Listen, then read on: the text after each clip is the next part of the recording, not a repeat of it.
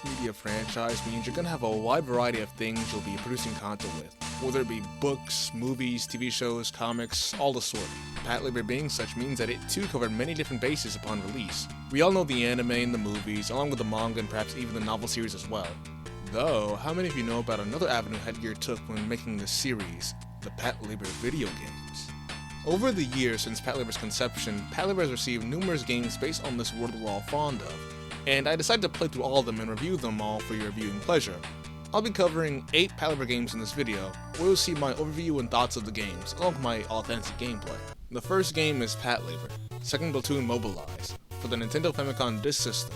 This game released January 24th, 1989, making it possibly the third Patlabor thing released aside from the manga in early days. They really were covering all bases here. It's a platformer game published by Bandai and developed by Advanced Communication Company. The game opens up with these 3 in-game sprites, appearing to be save files as you can assign a name to one of them. This game has actual save files, not passwords like other NES games. I'm not a retro game expert, but I assume that can be attributed to the fact that this is on the Famicom Disk System rather than a regular Famicom.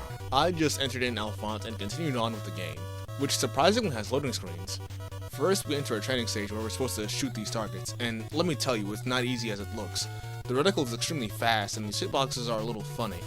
You have until time runs out and you're supposed to select which pilot you are, so I went with Noah and then Oda and then hopped into the game. Apparently the situation is that there are 6 hostages on a mega float, and upon entering I immediately trip on something. If you can't tell by the gameplay, I always hop when I attack. In fact, it feels as if I can only attack while jumping. I don't know if this is a problem with the inputs I assigned, but I just put up with it for the whole game. Other people were doing the crouch and attack technique anyways. Inside this building, I got the first 2 hostages and continued on, and I died. When you die, you restart the level, this time with the other pilot you selected. This meant I was playing as Oda in Unit 2, which was represented by Unit 2 with a pinker shade of white. You know, I haven't pointed it out yet, but it's kind of funny how movement in this game works. We're in Ingrams and we're able to jump all over the place like this, on buildings and stuff like that. Eventually you run into a new type of enemy, being the first actual identifiable labor aside from the Ingram, the Atlas. They too can just jump around for some reason and fire projectiles at you. I finally get to the next 2 hostages and make my way through the building. On the outside, I am actually running for my life as more enemies unleash all of their ammunition into me before I die another horrible death. Not gonna lie, this game was thoroughly kicking my ass, and not in a particularly fun way either. Like I said before, you've got 1 shot to beat the stage or else you're sent back to the beginning, no checkpoints or anything. At this point, I finally realized there are more buttons you could press that allow me to use a revolver cannon. Though, as stated before, you jump as you attack and it'd be a waste of ammo if I legitimately just equipped it to fight other small-time enemies. I guess I should also explain this. I believe you get more ammunition after playing the shooting game and breaking these boxes. It carries over even after you die as well, so you can really just stock up on bullets. You can also replenish your energy with these boxes as well, which really comes to handy in the later stages. More trial and error and I get to the last 2 hostages, rushing to the end of the stage dodging bullets only to come face to face with... Is that the Crab Man? He's jumping all over the place, but he's shooting things. He can't do that, that's a Pickle-kun thing. Unless he is Pickle-kun, I don't know, both are red and multi-legged, but Pickle-kun's body is around like that, so I'm calling it the Crab Man. I quickly learned the best way to fight the boss is via projectiles, and what do you know, Oda uses a riot gun instead of a revolver cannon. This makes fighting this boss way simpler and we move on to the next stage after the shooting gallery game. We're sent to rescue 8 hostages, this time at a Babylon project site, and this is when I ask myself, what's even going on? Why are all these laborers running around with guns and shooting at me? Why are there hostages? Why at all these odd locations? I didn't ponder this topic too much considering I'm busy dodging the nefarious Babylon ball seen bouncing at every development site. A lot of the enemies and obstacles don't quite seem very Patlabor. You have this boss that's jumping around shooting things at you. The last thing was defensively a Crab Man. I have no idea what this monstrosity could be. After putting it down, we are sent to Vietnam, Mount Fuji. And this is where I really start to lose my mind. We go across the map saving hostages from caves, though I have a hard time getting to some. Eventually I discovered destructible blocks that allowed me to rescue a few hostages. By pure luck and my friend Paul Makira, who was watching me stream this in the Patlabor Discord server, link in the description, I found this other wall at the end of the map that led to nowhere. I also collected like 2 hostages out of 8. I spent a while just meandering around the map looking for where the others could be, entering caves I may have not looked too well in. Here's another issue with the game. It feels like it wasn't designed with backtracking in mind. Normally going back to get things I may have missed in this game is just tedious at most, but ends up being really annoying in this game. For starters, enemies respawn when you load or reload into an area.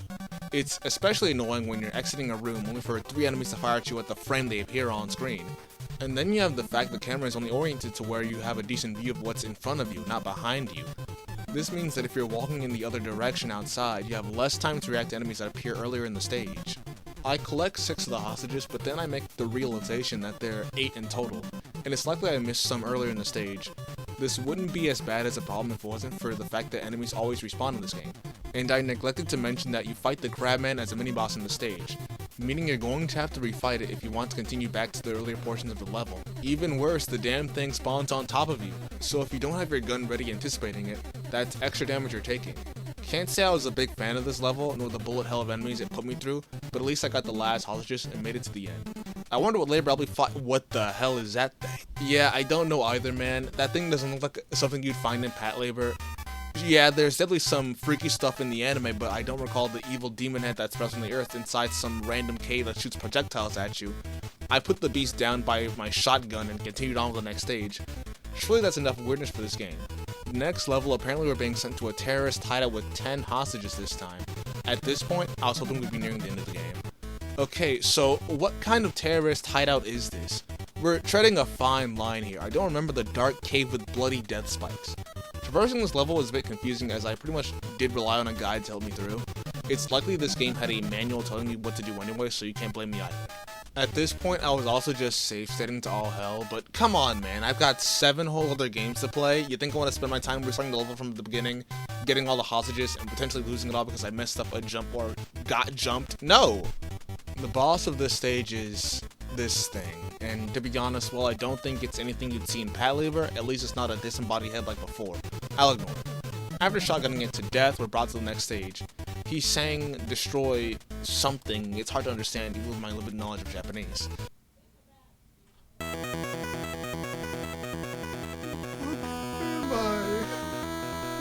is this place? What is this place? Where did you send me? What is this place? Godo, what fresh hell did you send me to this time? Admittedly, I shouldn't have excused the last stage, but this is just some flesh hellscape. Is this still a terrorist hideout? Is Home of the Sea channeling some kind of demon to finally destroy the Babylon Project once and for all?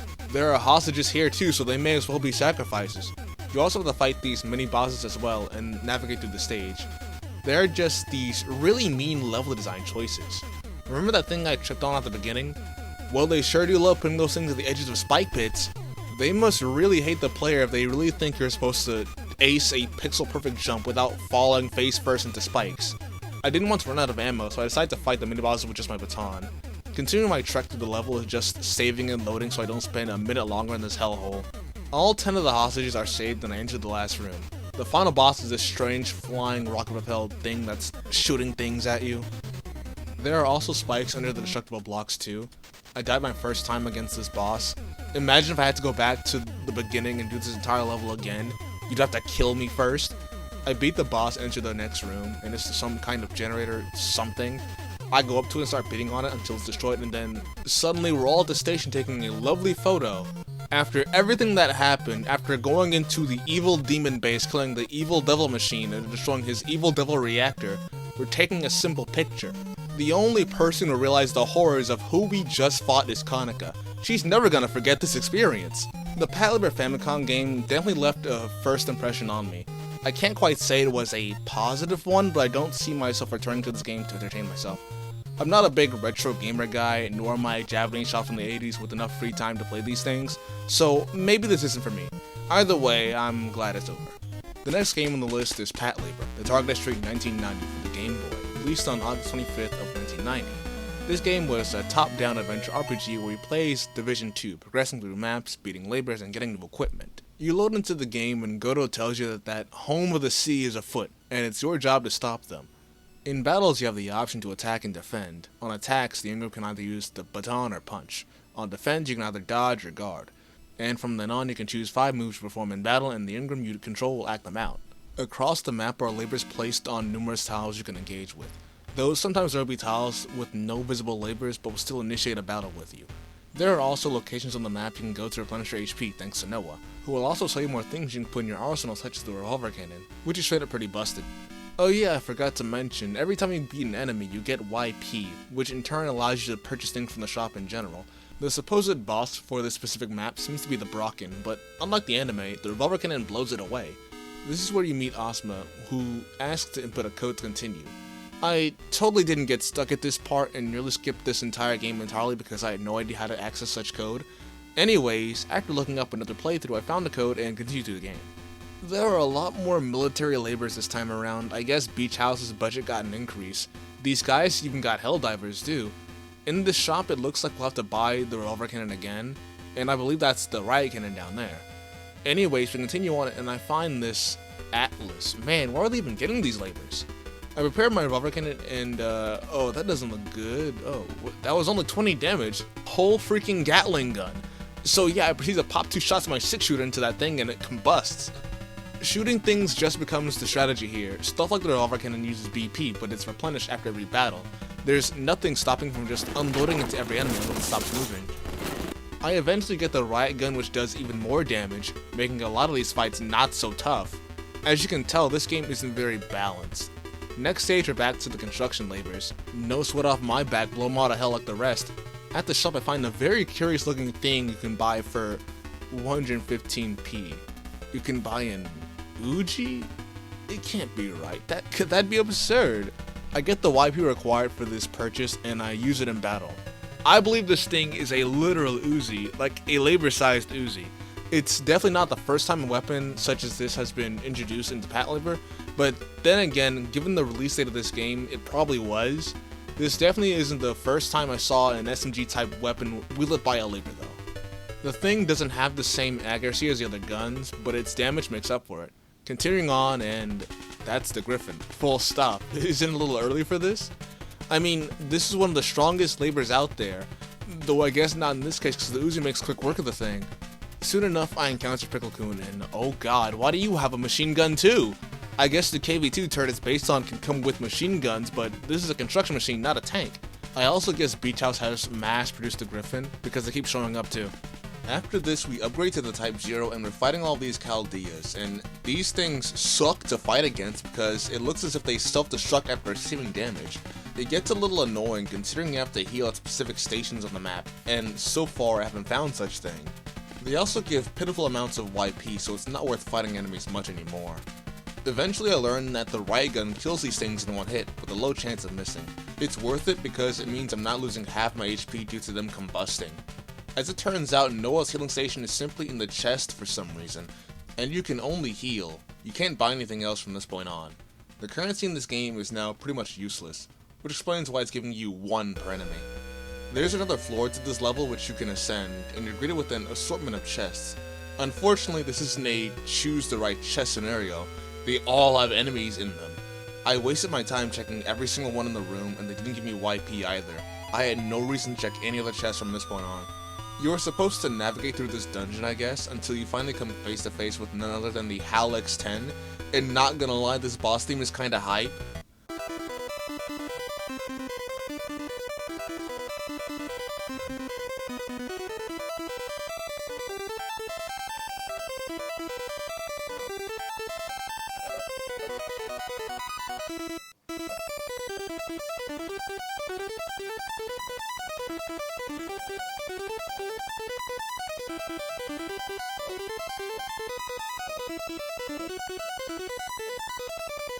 I try fighting it straight up by shooting at it as much as I can, but the thing just overall has superior firepower. Apparently, the most effective way to beat this guy is by yelling at him. This distresses the HAL X10, and as an apology, it kills itself, immediately ending the fight. I don't know why that's an option you can take, but I guess you can never look a gift horse in the mouth. Continue on as scheduled. We're going through another dungeon map. I'm not even entertaining these enemies anymore. I'm just trying to see the end by any means necessary. I heal up with more chest Noahs, navigate through the dungeon, sometimes with looping rooms, finding another Pickle-kun boss that's a little tough to take down. This is where the next overpowered game-breaking ability comes into play. Hendo Power. Using this command, you have a chance of just wiping the enemy out of existence. I have no idea what hand power is. I don't know why the police force has access to it, but whatever it is, it's clearly beyond the comprehension of whatever we use it against. The last stage takes us to the last few rooms we'll be navigating. You blow past a few of the labors and finally come upon a room that has ghoul written on the floor. I don't know if they meant to say cool or goal. This game is already littered with typos and is only written in hiragana, so I guess it's to be expected. The final boss is this giant labor named Cameron, with a cannon on it. I don't know why Beach House has this thing. Apparently they stole a nuclear missile and intended to use it. If it's being launched from this thing, I guess this is just a full-blown Metal Gear that's in Patlabor now. Also, Home of the Sea is an environmental extremist group. Yeah, they blow things up, but nuclear annihilation seems counterproductive. Maybe they got a change in leadership or something. In my playthrough, I was on low health, and I wasn't taking any chances either, so I just used the hand of power to eradicate him from this plane of existence, but as it turns out that wasn't even necessary. This boss doesn't even attack you, and it even surrenders after he says he doesn't even know how to control the damn thing. And the game is just over after that. Congratulations, we win! Honestly, it's a neat little game, pretty quirky too, but I don't think it was made with the intention of being taken seriously. The sprite work is nice, and so is the music, just don't expect much of a challenge or story from this game. You're probably just gonna play this to kill time. The next game is Mobile Police Patlabor, Type 98 Activate for the Sega Genesis, which was released back in October 23rd of 1992, and was developed by a subsidiary of Bandai known as Marba. This is a top-down, turn-based RPG similarly to the last game, but this time we control a new cadet we get to name. Luckily, the game has been fan-translated into English by Barbarian_Moham. So, thank you for making it so I don't have to hold my phone up to my screen every time I see something I can't understand. The game opens up with you in Captain Goto's office, who tells you to go and introduce yourself to the rest of the team. You have the option to talk, examine, and move, and boy, these sprites aren't flattering. You basically just roam around this top-down recreation of the station, finding other members of Section 2 and talking with them. You can find Shige, Asuma, and Shinji, Shinobu, who looks a little worse for wear, Hiromi, who looks like he has a banana horde to protect, and eventually a brand new game original character, Azumi Shima. Like I said before, these sprites aren't very flattering.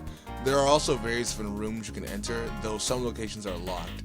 After you find and talk to everyone, you collapse after a brutal shift and wake up in the Night Watch room. A strange sound can be heard in the background. On the floor I found a hexagram, and it asked me if I wanted to summon a monster. And I'm gonna be honest with you, I somewhat anticipated to just summon Ball right then and there, though it doesn't work. Eventually you realize you're locked in your room and you have to escape through the ceiling. When you're on the roof, you can make it to the watchtower, where you'd spot actual tanks and atlases patrolling the grounds of the reclaimed land. Congratulations, it's your second day, and there's already a coup d'etat. Because of how green you are, you're given the duty to save the station from GSTF rebel control. Oh yeah, you can also gamble with Goto. Don't expect to do anything with money in this game, though this is just for a later story element. So, first on the agenda is that you acquire a uniform to blend in. I left Goto's office and walked into this room, and we immediately get ambushed. Yeah, I was jump scared by the freaks on the screen you're looking at right now. I don't know why they look like that, but somehow CRTV, my player character, fends off their attacks single-handedly. Once you finish your first battle, you get a uniform you can change into, but it doesn't exactly work like a Repel from Pokemon or Holy Water from Dragon Quest. I assume it basically lets you flee from battles more easily. Fleeing will be basically the name of the game, because this game does not include leveling up. Your stats are basically fixed the whole game, and there's little opportunity to obtain items that will assist you in battle. Okay, I seriously can't get over this enemy design. Who decided they should look like they all belong on some kind of registry? I spent most of this time trying to figure out what I'm supposed to do, aimlessly wandering around to see if I could find anyone or anything to advance the story. Goto said someone else was locked in the storage room, but it's being guarded by these two enemies.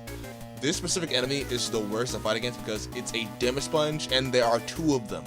I had no other clue as most of the previously accessible rooms have been locked, so I conceded and looked at a guide. And it turns out there's a safe room in the office. What you're supposed to do is pick up the phone and dial 6, leaving Shige to answer and ask what you're doing. After that, you examine the room again and you find a hatch in the floor, where you find Shige and two other mechanics hiding out. He gives you disguises that may help you rescue the others. You get Astronaut, Panda, Swordsman, and Raccoon. I picked Swordsman because I thought that was obvious. You get a weapon you can actually attack enemies with. I also decided to beeline for Romy's Tomato Garden because that is the only source of healing in this game. Like I said, money is useless. You're not buying anything, and it's only really used for gambling. While the Swordsman outfit does a bit more damage, it's a useless endeavor, as 2 enemies guarding the storage room just curb stomp you anyways. As it turns out, the right choice was Raccoon. This suit provides an insane defense that allows you to outlast enemies. All fights in this game are a battle of attrition, so having defense matters the most. I don't know why Raccoon was the strongest, maybe it's Tanuki lore I'm unaware of, but we managed to locate and rescue the members of Division 2. From then on, you conduct a plan to use the Ingrams to fend off the occupation. But we need boot discs and access to the gun lockers, both things we do not have due to them being confiscated. Shige tells us Shinohara keeps master discs, and Sakaki usually would have a spare copies as well, but he took them home with him. We were left with no choice but to figure out a way to escape. It's here where you essentially pick the team you'll be tagging with for future events in the game. I went with Asuma's idea to escape by boat, so we'll all be dressed up as JSDF soldiers and made our way to the speedboat. In the middle of crossing this horrible water, we discover there's a hole in the boat, causing it to sink and foiling our attempts to escape to the mainland. We wake back up in the safe room, and the rest of the team gets put back into custody.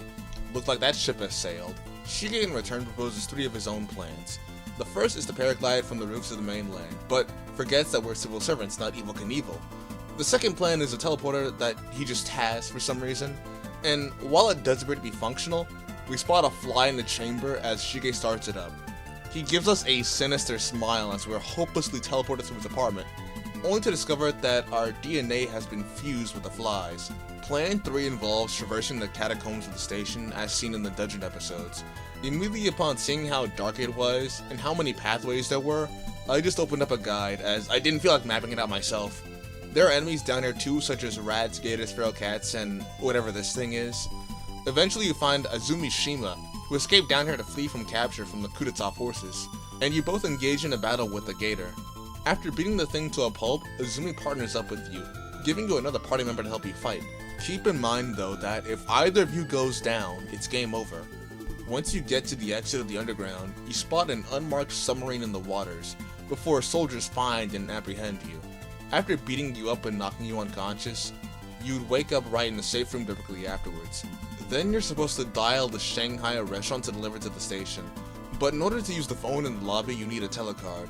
What you need to do is gamble with Goto and win, him giving you a telecard because he's actually just flat broke. After calling the restaurant and dialing the number thanks to the chopsticks you found, you jump Tsutomu the delivery boy and steal his clothes, allowing you to finally escape the station. The actual city doesn't involve any top-down portions. You're mainly navigating using the move command on the menu. At the local Das Burger, you call up Jitsuyama and tell him about the boot disc, who requests you visit in person. Afterwards, you call up Shinobu, who tells you she'll meet you there at the location, where she would also bring Sakaki. Matsui would also be on the case too, but it'll take a minute for him to get there. Once he arrives, he surmises that they're using the submarine to smuggle something into the country. Sakaki tells you that Goto has the code for the gun locker, and you and Azumi head towards Hachioji. There, Jitsuyama would give us the boot disc for the Ingram, but tells us we'll also need a data disk in order to operate the machine, and that we should be able to make a copy in the computer room. After returning to the station, we find the place strangely empty. Most of the rooms are still sealed off, no guards standing by, and you don't even encounter any enemies. As it turns out, there's this thing in the middle of the hangar that, upon investigating, is revealed to be some kind of missile. You then get ambushed by a bunch of soldiers who swiftly dispose of you, and as you're fading from consciousness, wondering how they could have anticipated your presence, the answer is made crystal clear. Azumi Shima was a spy all this time. She betrayed you because she was acting as a spy for the rebel forces. You find everyone in the office and talk about the situation. Oda giving some pretty dated commentary about the situation as well. By this point, the translator had as much faith in the game as the average game reviewer, and began to give up translating dialogue that I assume was unnecessary for plot progression. The good news is that you have an entire party to help fight enemies, and while the main character is the only one who does any meaningful damage, it's helpful to at least make the battles go by quicker. Remember that once one person goes down, it's game over, so it's best to just not engage in battles that you don't have to fight. It is a little difficult due to enemy encounter rate turning the entire station into a minefield, but this game is gonna need beating. You go in this room, torture this guy, yes, literally torture him, retrieve a boot disk. For some reason we blow up the generator in the station, and then afterwards we retrieve the data disk from the Oscars. I got stuck again, but apparently you find a metal bat in the corner of the safe room. At first I was excited because I finally had something I could potentially use to fight enemies effectively with. Unfortunately, this couldn't be further from the case. As in battle, you only swing it around like an idiot. What you're supposed to do is hit Shiga on the head repeatedly so it can recall what the keys to the computer room are. We get into the computer room, but there's unfortunately no power, so we end up using a battery found in the storage room to get the computer going. That's where we get a copy for the data for the disk. We move on to Goto for the gun locker access code. It seems that he has forgotten and is in need of some assistance to jog his memory, so we take the proper steps to make the captain remember by bashing his skull in. We make it to the gun locker where we see what's probably the first bit of actual animation in the game, but unfortunately we are ambushed again in the process. Noah injures her leg, so it's up to us to pilot. We start up Unit 1 and we're tasked with firing at the Atlases to defeat them once and for all.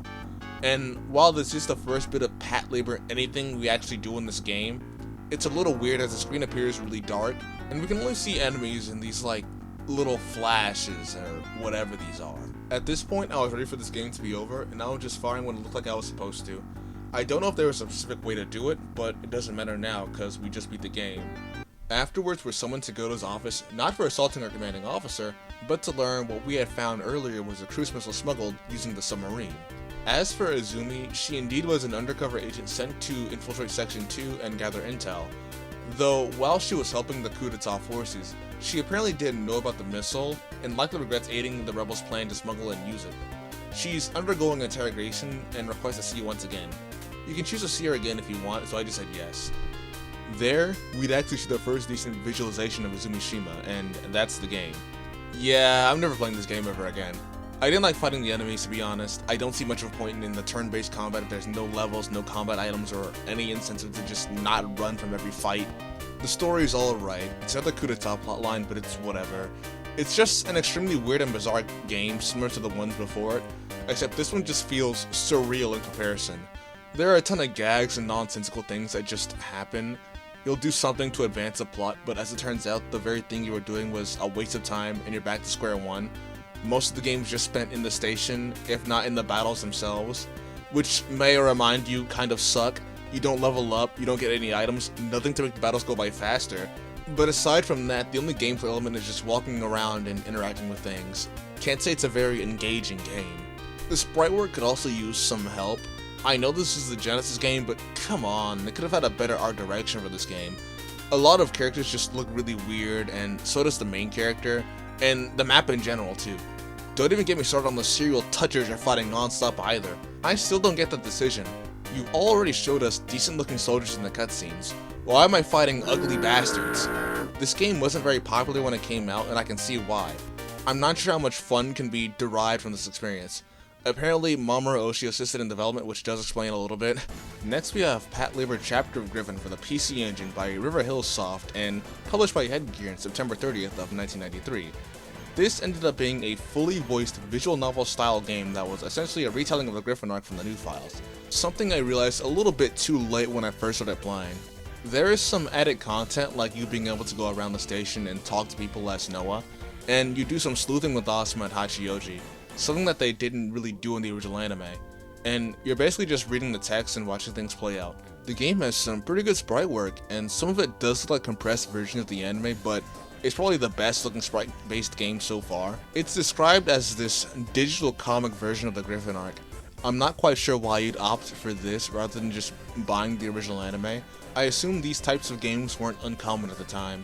The software has added novelty due to the fact that you can actually just listen to interviews from Headgear such as Masami Yuki, Akemi Takada, and Yutaka Hizabuchi. You can also listen to interviews from the various voice actors of the cast as well, and can view parts of the animation from the game from Noah's room as well. But if you're still looking for some kind of interactive, engaging content, you also have the rock, paper, scissors minigame. Here you can pick as who you play as and enter in a series of battles where you must attack and drain your opponent's HP. Your only opening for attack being a winning game of rock, paper, scissors. At first, this really confused me, mostly because I just didn't look at the rules at first, but it was also all in Japanese, and my listening skills aren't there yet. though the tutorial has added graphics that can at least help me understand the gist of things. Basically, your inputs on the controller determine if you either pick rock, paper, or scissors. Once you decided for the two slots up here, you then get to pick which you'll be sending out. If you pick the advantage, you're able to freely attack without punishment, though the enemy can still guard at the very least. If you pick the disadvantage, then it's vice versa. However, attacking and guarding are not restricted to winning and losing the game of rock, paper, scissors.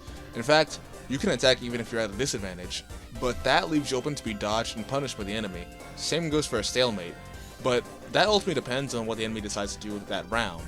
There's also likely timing involved in these games. I can't necessarily tell, but I have been able to catch an enemy with an attack before they can hit me. Also, the fight against the Griffin was so difficult because it always dodged. With the other enemies, they at least had to take some damage when I successfully landed an attack on them. But the Griffin can straight up just dodge and land a devastating attack on you if you screw up your decision making. Some trial and error, but I finally beat it. I'm sure there are other laborers have their own victory screens, but to be honest, I don't feel like fighting the Griffin again. Chapter Griffin feels like another piece of merchandise for Patlabor. Less of a game, more of like a part of Patlabor they distribute it for you to take home. I don't have any issue with this game. It's not like it presented itself as anything more. Clearly there's love put into it, and I ain't got no qualms about that. Patlabor for the Super Famicom is another top-down turn-based RPG developed by Interact and published by BAC in April 22nd of 1994, which was pretty late into its lifespan. It was also written by Michiko Yokote, who, if you don't know, wrote a few TV episodes along with the novelizations as well. The game opens up with a pretty cool homage to the opening narrations of the anime. Upon starting the game, we're greeted to a conversation with a father and a daughter. The daughter being disgruntled with the idea of their factory being merged into Shina Harvey Industries, and afterwards we see a conversation between the two characters, Mitaka and Sawaya. They both have a shared interest in the Ingram, and Sawaya persuades him and his research institute into joining her Gustav project, believing it odd how only large corporations have a monopoly on labor development, and offers to cover the funds. The two would then officially join forces. We then cut to the team cutting grass on the fields of the reclaimed land, complaining about the searing heat before they are called for mobilization. The first mission throws into a battle against a drunk and a bulldog at a construction site. You're able to pick between Unit 1 and Unit 2 to deploy, seeing their stats, attacks, abilities, and if the data between laborers are balanced. You have brute force attacks such as punches and kicks, as well as dexterity based ones such as the revolver cannon and sun baton. You can also choose to communicate with the criminal to persuade them from committing a crime. Well, they're already committing a crime, but still. Once you decide on who to send out, we're treated to this really kick-ass montage of everyone preparing to mobilize. The music in this is really fire, probably the best out of all the ones before. Anyways, we get to the location and we get a taste of how the combat works in this game. You control the engram and close in on your target. Your MVS meter up here fills and allows you to attack once you're in range. This flashing badge up top letting you know when you can initiate your attack. If it flashes while you're at a distance, you're only able to use range attacks such as the revolver cannon. Though if you close in enough, you'll be able to use close range attacks to wear down your opponent's HP, or communicate if you want to. I flubbed the first fight and were treated to the scary image of the Ingram beaten into submission, taken from Noah's nightmare as seen before the labor show incident. It's important to remember that once you finish your attack, you must quickly reposition to replenish your MVS gauge to attack once again. This leaves you vulnerable to enemy attack, which you can choose to either dodge or guard, guarding lessening the amount of damage you take, and dodging allowing you to avoid damage altogether, but it's not guaranteed. Another thing to make note of is your battery above your HP. You use battery power at all times when in the Ingram, and using moves costs battery power as well. This means you have to be considerate toward using your attacks and movements outside of battle in an efficient manner. If you're running low on battery but you still aren't close to beating the enemy, you can recharge at the labor carrier, but this does leave you vulnerable to attack if the enemy pursues you. After the battle, you're treated to a resolution to the conflict, where the criminal insists that they've learned their lesson and will change their ways. Back to the menu. Seriously, this game's music is so kick-ass. Listen to this.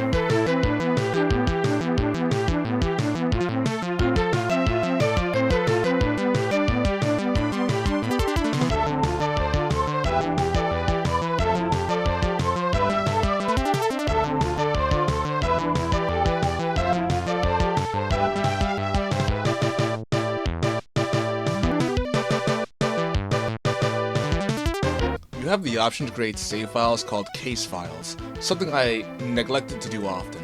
There's a sound test menu if you want to listen to the music of the game, and an optional training stage where you can actually increase the stats for your labor outside of missions. You basically engage in a mock battle using the pilot of your choice against the other, and you basically fight until you either beat your opponent or your opponent beats you, or you run out of battery. You can do this as many times as you want, and the more you use your attacks, the more you raise your stats and acquire new techniques according to the stats you raise. You can also get these new chain attacks that do way more damage due to its consecutive nature at the cost of more battery power. I basically just grinded this part out for the hell of it, just to see what new moves I could get my hands on and possibly just steamroll future mobilizations with. Another thing to note is the balance between the two units. It's important to keep them relatively the same stat-wise because there will be missions where the operation of one will be unavailable to you, and you're gonna have a bad time if you let one of them go completely underutilized. Once you're ready to take on some missions, you can speed up time to the next mobilization, the game having a total of 20 missions. I tried to approach each mission with an open mind instead of immediately just guns blazing it like in Target Street. Each alleged criminal has motivations that lead Section 2 to being called to action, which determines if you'd even have to use force to settle the situation. The first mission has this guy running amok at a location that could violently explode if you use your revolver cannon or just bump into the many oil containers across the area. You can stop the pilot by negotiating with him, learning that his boss has been withholding funds from him, leaving him unable to feed his children, choosing this destructive path as a last-ditch act of retribution. You also have this young girl who's defending her grandfather's mob group from another, bigger group that's taken advantage of his absence. So in turn, she takes it upon herself to fend off against their advances on the innocent people who are powerless against them. So you fall in and take down all the laborers, pushing her and her grandfather's group around. Soon enough, we see more cutscenes involving Mitaka and Sawaya, who will be responsible for the growing plot in the story. The two seem to be bewildered at how bumbling Division 2 is, yet fascinated with how they always seem to save the day, which greatly interests them. After a mission where you go literally pig catching, settling a domestic dispute, and stop the tantrums of a disgruntled ex-boyfriend, we're introduced to a reoccurring antagonist which fights every crime before Division 2 can intervene. It's a mysterious man in a mask that pilots a red Ingram and assaults this bulldog, beating it up at 3 times the speed we'd do it. The team reads an article detailing the exploits of the Salamander, an article that Sawaya would also be reading, hinting at some investment in the ongoing phenomenon. We eventually disrupt an altercation occurring at the construction site, the Salamander appearing before us not knowing the situation has already been dealt with, then fleeing just before we could apprehend the vigilante. After this, Sawaya makes her first appearance before Division 2, acknowledging their struggles with the Red Labor before giving them a strange object and introducing herself as Sumika Sawaya before she leaves. It turns out to be a tape, and Shinji inspects it as it could aid in their capture of the Salamander. A common trend in the videotapes being oil trucks at the scene whenever the Salamander is present. The team deduced that it's likely the Salamander hides in these trucks to escape. The only question is how it doesn't appear on radar. It's decided that at the next labor incident, they'll scope out the area for oil trucks, Goto taking the tape and sending off to Matsui for further investigation. Both divisions will work together to make sure they catch the Salamander this time. As anticipated, the Vigilante appears and engages in a battle with the Taisho they're supposed to apprehend. Surprisingly, the Taisho is able to just fight on even grounds with the Salamander, which doesn't make a lot of sense when you consider the kind of labor it is. After the battle, it disappears in a smokescreen. But, unfortunately for our friend here, his getaway won't be waiting here for him. We beat some sense into the wannabe superhero who threatens to call his lawyers on us. Apparently this guy got 7 criminals hospitalized and 12 people injured in his escapades. Not quite the hero the people of Tokyo were hoping for. His name is Tsutomu Kamashita, second son of Kamashita Oil Business. And for his glorious chariot, the Salamander, he spent a year remodeling a Hercules to turn it into what it is today. I'm not quite sure how you turn this into that, but with oil money, I guess anything is possible. That along with the radar shielding devices and the trailers he used to escape from the crime scenes. He was charged with illegally modifying a labor, assault, and disorderly conduct. Sawaya states it did at least confirm the police's weak investigative capabilities and moves forward with the Gustav project. The next missions involve stopping a bunch of out-of-control airsofters in the woods. Yes, these bulldogs are playing war games. Investigate a mysterious haunted construction site where we finally give the deceased their respects. And finally, assist in true love amidst an arranged marriage with some pretty overkill security. These missions also have their own dedicated resolutions as well. In the midst of all of this, Sawaya and her team would be monitoring Division 2, whilst Goto and the rest start to pick up on Sawaya's behind-the-scene activities. Soon at a mobilization to a nearby construction site and a game of Donkey Kong, we'd make contact with Sawaya once more, who then introduces herself to Oda before she departs from the location, not after using some kind of explosive as well. She had 17 of them stolen and hidden in barrels, and also forced the guy in the Bullock from earlier to assist in the operation as well. Sawaya still puzzles our team despite coming into contact with them not once but twice, and after a couple more missions, one that was very confusing and game overed me via battery numerous times, Sawaya was finally eager to move on to the final phase of her plan, saying things like the stage is set and all that's needed now are actors. The project wasn't done yet, but she was willing to wait 1 or 2 more weeks if needed for her main character, because she's been waiting 10 whole years for this opportunity. After a run-in with the Black Herc stars, and the man who took Uma Musume too seriously, we finally get info back from Matsui regarding Sawaya. However, the information we get back is incomplete. Goto then asking Asuma how initially he was aware of Sawaya's name. The team then realizing that there was a manufacturer a while back that was originally absorbed by Shinohara Heavy Industries, hinting at a possible connection. Even then, they can't make much of it, but to be honest, I think that connection could have been made a little sooner, you know? Anyways, we finally are nearing the final act of this game. Several military laborers appearing on an expressway, which requires the presence of Division 2 to solve it before it gets dire. You scuffle with a few Brockens on a bridge, watching your battery closely before stopping the rogue laborers for the time being. Suddenly, parts of the bridge detonate, separating Team 1 and 2. Oda fights off a bunch of chimeras that advance on the battlefield, while Noah has to fight another band of Brockens. The situation gets pretty dire by this point. As this is happening, Sawaya is preparing to ship out in a machine of her own, her men wishing her well as the game is finally set. After we beat this next wave of enemies, they find out that they are being remotely controlled by something. Before they can finally clean up and return home, a carrier truck peels onto the scene featuring the thing Sawaya had been preparing all this time, a never-before-seen labor. We then get a flashback to Sumika and her father before his company was absorbed, and it looked as if they were familiar with Asuma when he was a child. We're finally back to the present, and Sumika greets Noah and her labor, the CLD-1 Gustav, telling her that she pursued her specifically out of preference for Unit 1 over 2, because it's more Ingram, damn.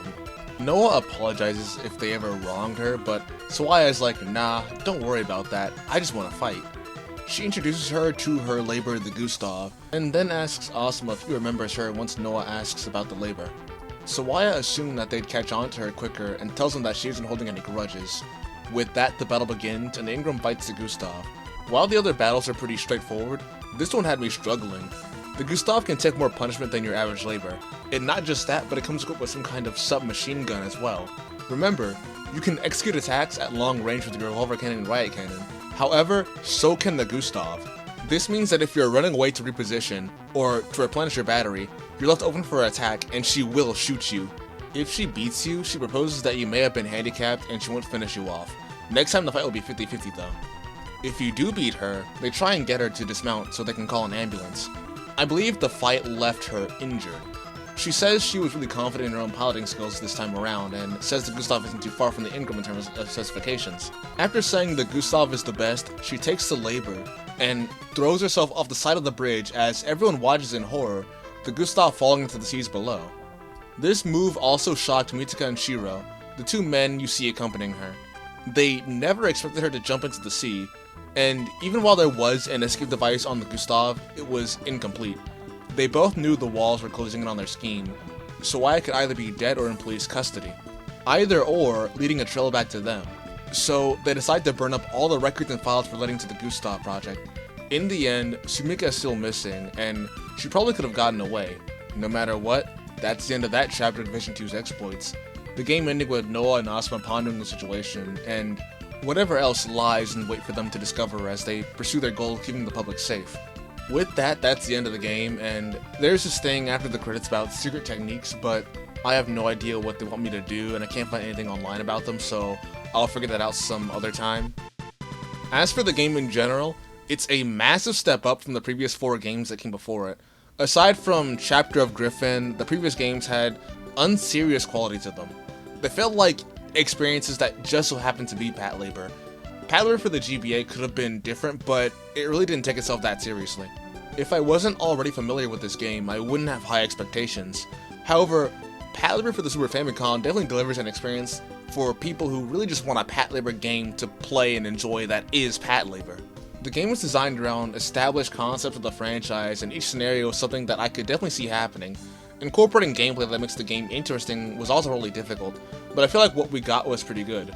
Maybe there are a bit of some balancing issues considering you just grind out the game before you even start, but I'm sure on a normal playthrough, managing your battery position and moves makes the experience genuinely engaging. We also do have an actual tangible story this time around, and I apologize if I wasn't able to properly convey it when I was talking about the story elements earlier. Basically, years back, Shinohara absorbed Sawaya Industries and the live development data like the auto balancer was taken and used for the Ingram. Disgruntled by the merger and the acquisition of her father's company's data, she set out to obtain some kind of revenge. Sawaya herself was described as a criminal version of Noah, feeling the same way about the Gustav as she feels about the Ingram.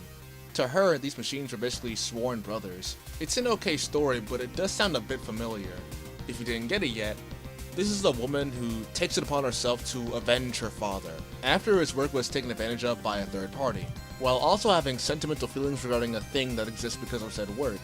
If you still don't get it yet, it's basically Saeka, the crazy monster lady we should all be aware of by now. It's not the most original story. I guess telling a Patlabor-centric narrative with stakes such as this is difficult without returning old territory. I still think the events of this game could reasonably play out in an actual piece of Patlabor media. On that topic, I think this game is based on the manga more than anything else. For starters, look at Noah. Notice anything? Those eyes are red. They match her hair. That is a Masami Yuki brand Noah instead of an Akemi Takada Noah. Not just that, but the labor carriers appear to be the Type 98 versions and the command vehicles are Type 97s. Now, you can argue, hey wait, what if it's just the OVA timeline? They used those in early days, and to that I say, due to the movies being canon, this is not possible. In the first movie, they upgrade to the Type 99 labor carriers and Type 98 command cars, which is canon to early days. This game also takes place in 2001, well after the upgrade that would have come to pass as the movie takes place in 1999. Now if you ask me when this would take place in the context of the manga, it would take place pretty much a year afterwards. There is the Patlabor Enemies book that does have the events of the manga go up to 2002, however I think that just leaves a giant gap in the story. Maybe I need to read up on it again. Hey, maybe we're due for another timeline video as well. But yeah, Patlabor for the Super Famicom was finally an earnest attempt at making a Patlabor game experience, but we still have many more to cover. Operation Tokyo Bay. This game used to be my white whale before I just found a copy dumped online.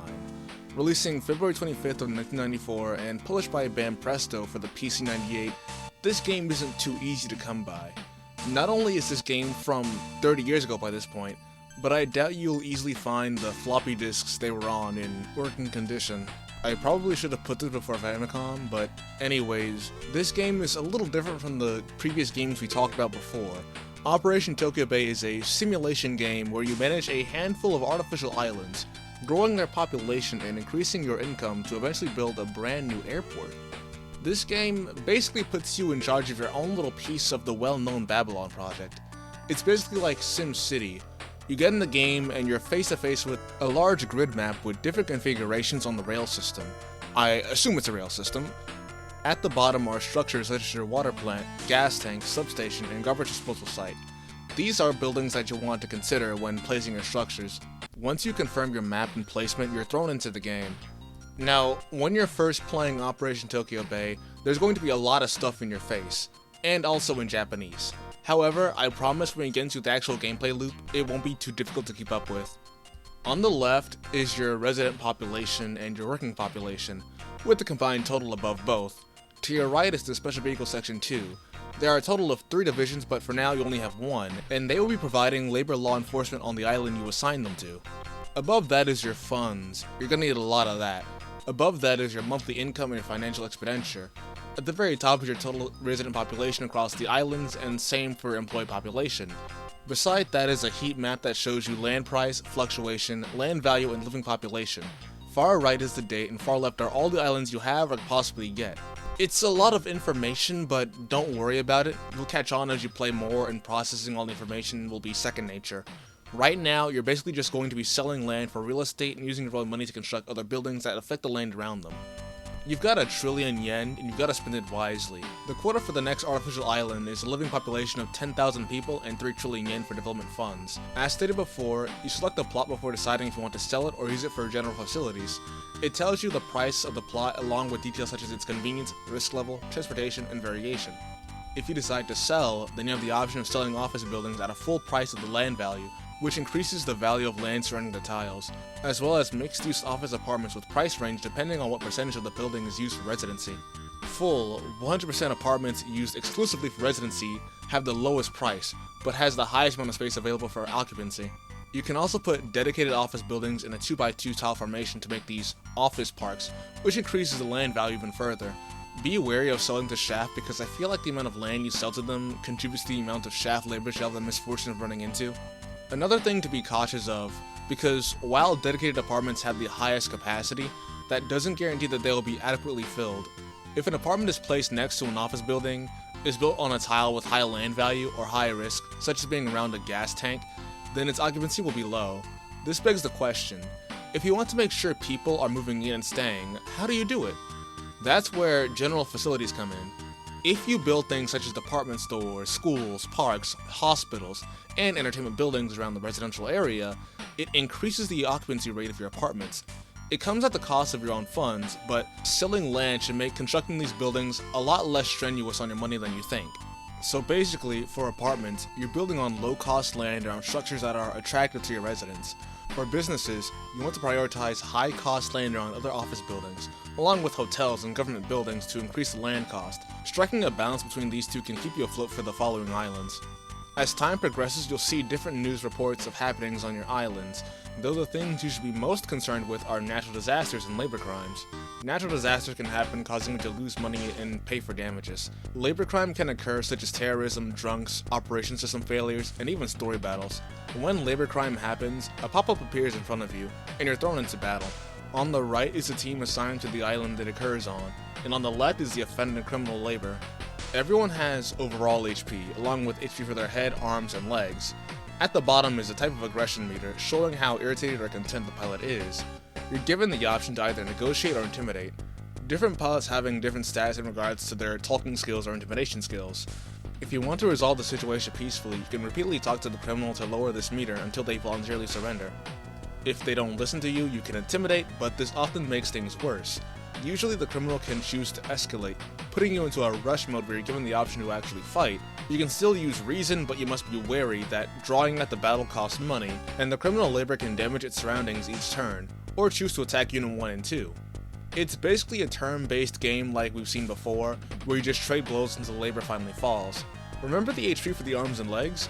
Depending on how your attack lands, you can damage a part of the opposing labor and remove the ability to perform a certain action, though the same can happen to you as well. If your legs are destroyed, then you lose the ability to perform rushdown attacks, and if your arms are destroyed, you won't be able to perform your basic straightforward attacks. If your head is gone, so is your accuracy and your ability to dodge. You're supposed to fight and damage the labor until your opponent A gives up, B is too damaged to continue, C flees from the battle, or D you are defeated yourself. Results A and B are considered a success, though C and D are failures. Failing to catch the criminal means money is coming out of your wallet to pay for damages. Battles near the beginning can be tough because you only have Division 1 and their Pythons, which turn out to be a horrible matchup against things like Terrorist C and his Crabman high leg type. You can choose attacks for each pilot, but sometimes the fights can drag on a bit. It might be more worth it to just turn them off for the time being. Every month there is a report of how much money you made and how many people are living and working on your island. If you're short on cash, you can take out a loan, but you'll have to pay interest each month to not pay back. Once your island is fully decked out, you can begin construction on the next island with Tokyo Teleport 21, New Tokyo Stock Exchange, a new international trade center, and Banperland. These are all big projects that will be completed alongside the new island, and they too affect land tiles the same way as any other building. The first three are basically giga office buildings, increasing land prices around them and discourages things such as apartment buildings being built around them. Banperland, on the other hand, is a giant theme park with no subtle theme at all. It increases the occupancy rate of the apartments around it. You choose your next island configuration, plop down the big project and all your high-risk buildings, wait for the completion of the new island, and once it's complete, you move on to start the process again. Now, if you met the quota for the previous island, it's all fine and dandy, but if you don't, your secretary informs you that you've just been fired. If you're confused as to why you're able to build the next island but got kicked out of your position the second it was completed, you likely didn't meet your residency quota, to which your island is called a ghost town and you get a game over. This got me a few times because I was still new to the game and I didn't pay too much attention to its actual mechanics. Most of the time I was always working to get the money but not the people. The goal is still the same with the second, but the third island requires 150,000 residents, and from there you'll need 2,000 residents to continue. This is the part where the game gets tricky because now you're starting to shift your focus from making money to maintaining an active resident population. And if you've been hopping from island to island by the skin of your teeth in terms of funds, you're gonna have a bad time down the line. Labor battles are also gonna be a growing worry because as time goes on, labor technology advances, and the kind of labors you'll be fighting will change. Luckily, Division 2 will be established around the time you've completed your first island, and they make battles a lot less strenuous due to their high damage output, better mobility, and the fact they have revolver cannons. The revolver cannons are great because you can use them before you even enter rush mode, shooting at the enemy from a distance before they can damage you in the following turn. However, keep in mind, if you only use a revolver cannon, you'll be penalized after the battle, and it's more money out of your pocket. You also have story events that can occur, such as coup d'etats where you fight the Atlases and sudden Griffin encounters. Story battles are pretty much unavoidable, even if you take everyone off duty, so you better lock in for them. You can also run into labors such as Brockens and Saturns, which take a little bit more effort than your average construction labors. Running into a Brocken with just Pythons is an abysmal experience, so Division 1 just stays off duty from you until they receive Peacemakers, which can absolutely body any labor that isn't a Crabman, Highlight type, and above. By the time you reach the last island, you getting that airport depends on everything you've done up until that point. And if you've been haphazardly going from island to island with just enough money, then you're in for a rude awakening. To achieve the airport, you'll need a total of 10 trillion yen and an overall residential population of 900,000 people, the total across every island.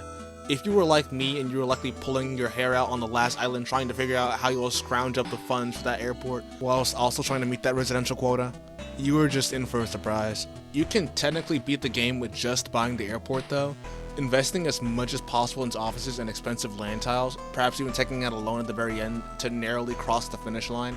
You won't get penalized for taking out a loan, but you get a sort of neutral ending on the game. The project is complete and you've done your job, but the game makes it feel like you never really did enough. The entire scope of the project involved the airport and the population, so after all that time spent trying to get from island to island, I told myself, I'll try and do it right this time. I developed a strategy to beat the game with the total population requirements and funding needed. It's likely close to the original intended way, but I'm gonna pretend to be original once in my life. Essentially, I call it the stall out method. Earlier I neglected to mention that every month, land prices update in accordance to what is placed around them. Tiles around office buildings increase in value as time goes on. For the first island, I made this pattern of office parks surrounding several 2x2 tiles on all sides. This meant all the tiles in this 2x2 space would simultaneously increase value every month. Meanwhile, I dedicated a large portion of land to residency, beating the quota early on so I can just focus on the money. This is where the stall out part comes. Essentially, you're sitting on your butt waiting until land prices in these critical areas max out. They can go as high as 1 billion yen. I at least think this means 1 billion. Either way, when you've got several plots of maxed out land, it adds up quickly, and you'd have the funds to construct the next island before you even finish the one you're on. You repeat this for the following islands, planning around the big projects until you get to the last island. I recommend using up all the office-based projects first for money, saving band per land for last. I usually build a ring of 30% apartment buildings around the big office-based projects that give enough room to build more offices and increase land value, while also making sure residences I build near it are empty due to their close proximity to these projects.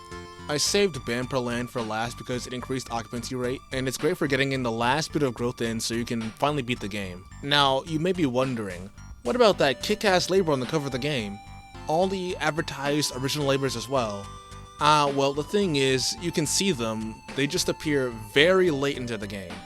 The new labor is the AV5 Magnum, a patrol labor created by Shinohara Industries that only appears once you hit the year 2007, and that goes for every other original labor as well. I don't know why a labor called the AV5 Magnum wasn't given to you in 2005, but it is what it is. Even when performing my stall out method, I beat the game before 2007 rolled around. You genuinely have to wait if you want to see the new labors. The Magnum is part of Division 3, which features Kanaka and a game original character by the name of Shin Hayami, thankfully not our traitor to Section 2. The other labors are the HL109 Kronos, a Hishimade civil labor, the TF5 Centaur, another descendant of the Crabman line, SR707 Pluto, a third, suspiciously shaft-shaped security labor based on the Saturn, the Type R28 Dragon, another suspicious shaft-shaped labor that shoots out twin beam cannons, and finally, the Type A10 Shenlong, a Griffin successor sold for security use. There's also the Ingram Kais, which are upgraded Ingrams, but they don't have any visual difference. I would explain more details about the labors, but I figured by the time this video comes out, my other video on every single labor and Patlabor would have dropped by now, so go watch those videos if you want more detail, as this video probably clocks in at nearly an hour by now. All in all, Patlabor Operation Tokyo Bay is another decent addition to the lineup of games released under the Patlabor name. Working on land reclamation for the Babylon project is genuinely an interesting concept for a game that I'm glad they've tried to tackle. At first, it's a bit of a confusing game that also proves to be a little difficult. However, with proper planning and foresight, it's a satisfying game to play.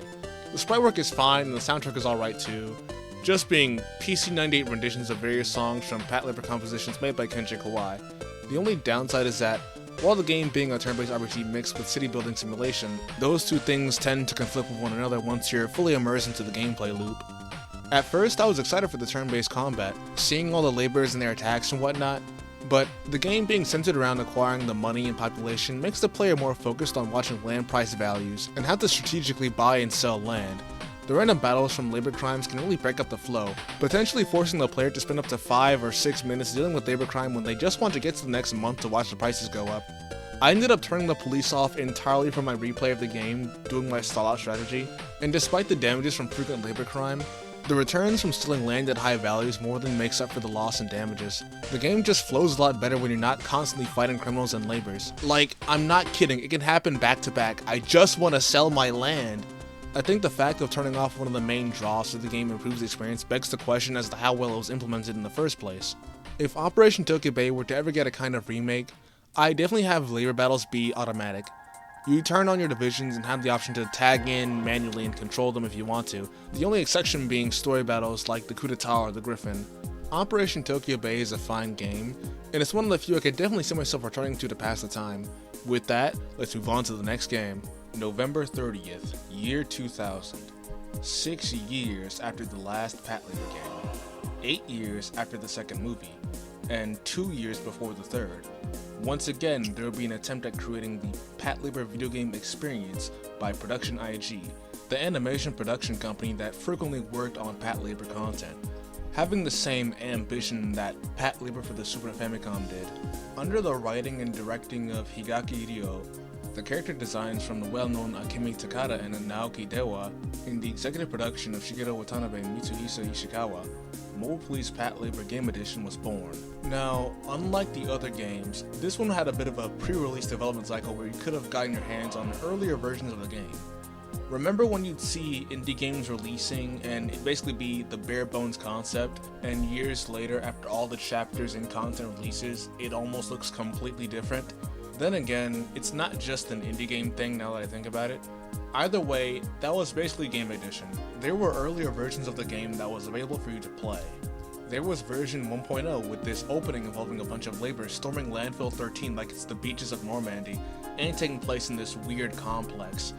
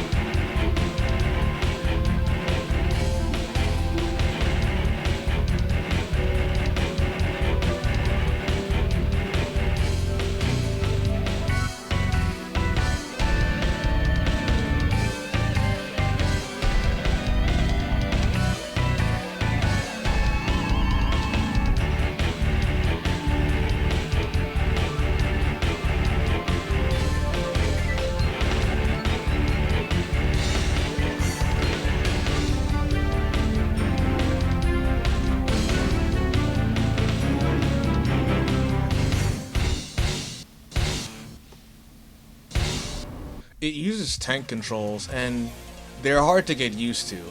And the camera, oh boy. Combat isn't exactly the best either. Fighting the Chaldeas aren't a very satisfying experience if you can tell from the footage. After I finally figure out how to progress through the stage, I'm assaulted by 2 Sampsons that nearly beat me to death if it weren't for the fact that I got that thing on me. Nigga, get away from me! Get away from me! Fucking kick active.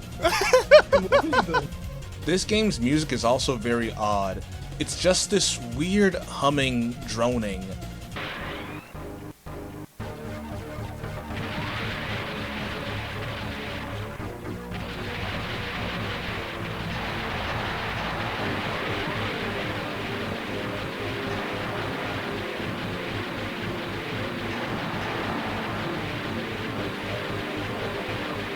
Combined with the fact that this is a low poly PS1 game with optional first person, I could probably trick people into thinking that this is some kind of analog horror ARG experience with the right filters. You also have version 2.0, which came packed in with a Macross game. This one has a few notable improvements, featuring actual voice acting. We actually see early renditions of Midori and the 4 pilots of Unit 3, whose name is Morizono.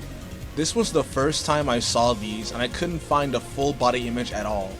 The game controls nearly the same, the camera is still not the greatest and neither is combat. I gave up trying to fight this green Pickle-kun fair after it was moving like an evil roach demon. What the fuck? Pickle-kun ain't never do this. When in doubt, shoot it out. This one also is a little more puzzle oriented. But the fact you have to worry about your battery really made figuring things out before failing the mission a lot more difficult than it should have. A lot of it was just pushing around boxes and stepping on buttons. You eventually find more battery power hiding behind a box, thank god, and lastly you have to press all the buttons to open up all the doors in this complex to progress. The last part of the game involves beating up a pair of bulldogs, which I make quick work of, and that was the end of the demo.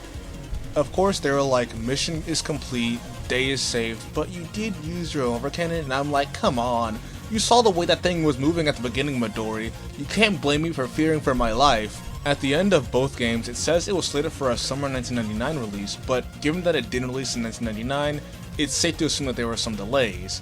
I don't blame them because the state of the game was pretty rough.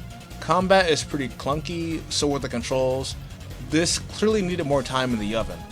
I believe these early versions were showcased by Bandai Visual at the Tokyo Game Show 1999, though I have a hard time finding any footage relating to it. Considering that this was the same game show where they showed off the PlayStation 2, there wasn't a chance in hell I was going to find footage of Game Edition that was coming out on the PlayStation 1. Apparently, full body illustrations of Midori and Morizono were featured, but again, I couldn't find footage of it, nor could I find these illustrations online. Apparently they were on Akemi Takada's portion of this Period website, according to this wiki. However, this was written back in 2008, so the website has long changed since then. And as you may know, the Japanese can be pretty strict when it comes to this stuff. But besides that, here we are, November 30th. Game Edition opens up with the classic narration from the anime over this Ingram holding a sniper rifle. Very curious. Then we have this smooth ass intro, damn.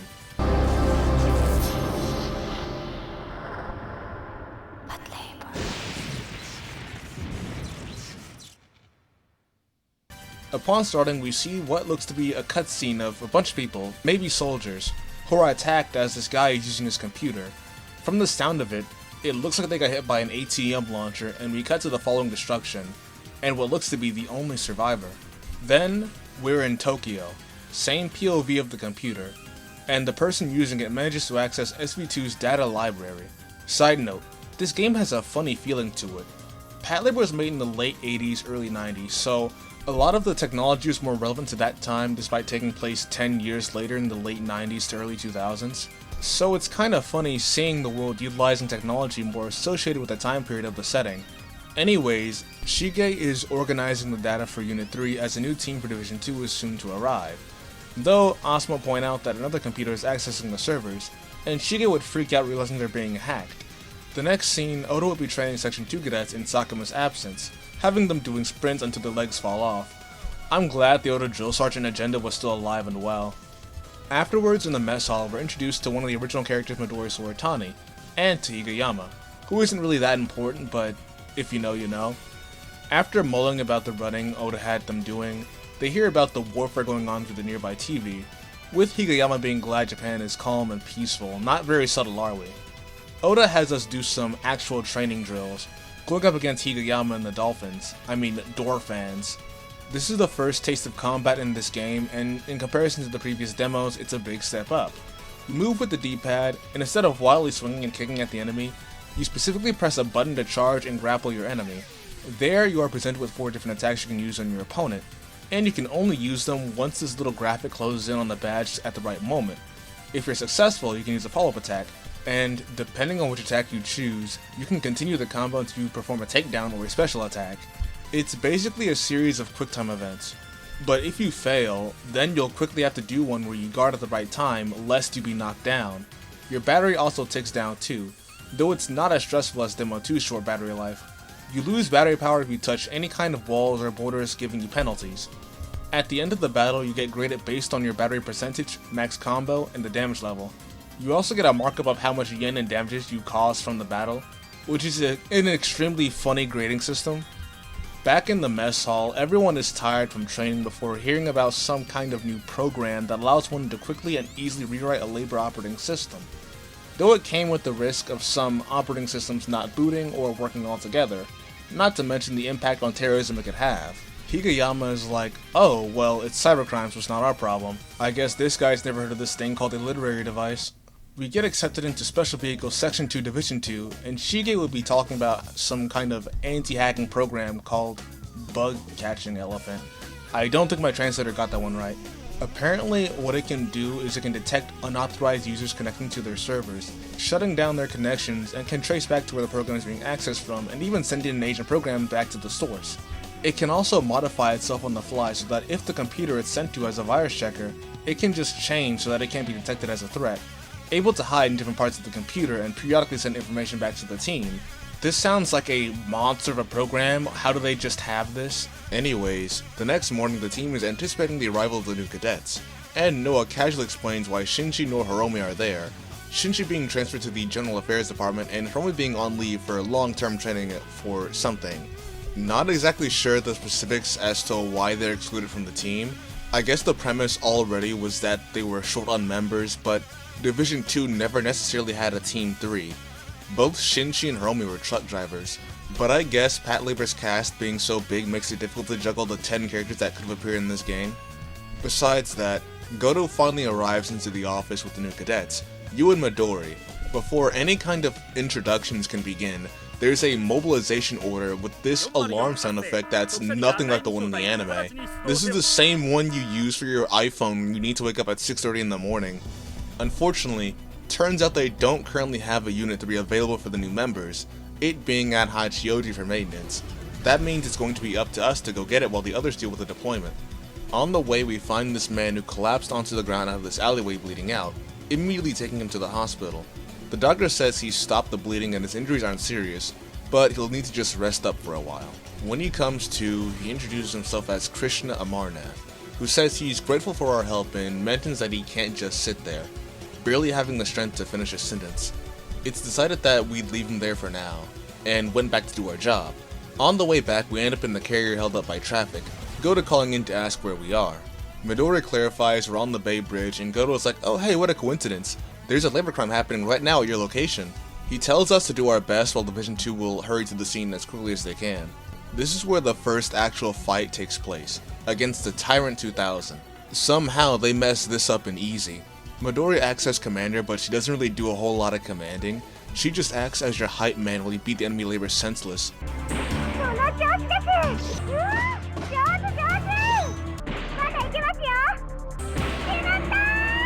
To be honest, I don't mind. After beating up the Tyrant, Midori requests the pilot to dismount, but we don't get a response. That's when she has us open up the cockpit hatch only for it to combust in our face, knocking us out. The next scene, we finally regain consciousness to a very scared Midori. Imagine losing the pilot you're supposed to be commanding on the first day. So yeah, remember that maintenance unit they received? Apparently its whole head got blown off, so much for that. Thankfully for us, our head is still on our body and we only received minor negligible injuries. As it turns out, the cockpit of both laborers apprehended that day ended up combusting upon being opened. On top of that, there was no pilot to be found. Oda questions why it blew up, and Asuma assumes there was likely something important on board the labor that they didn't want to be found. For now, they assumed it could have been some kind of drone with a really great programmer behind the attacks.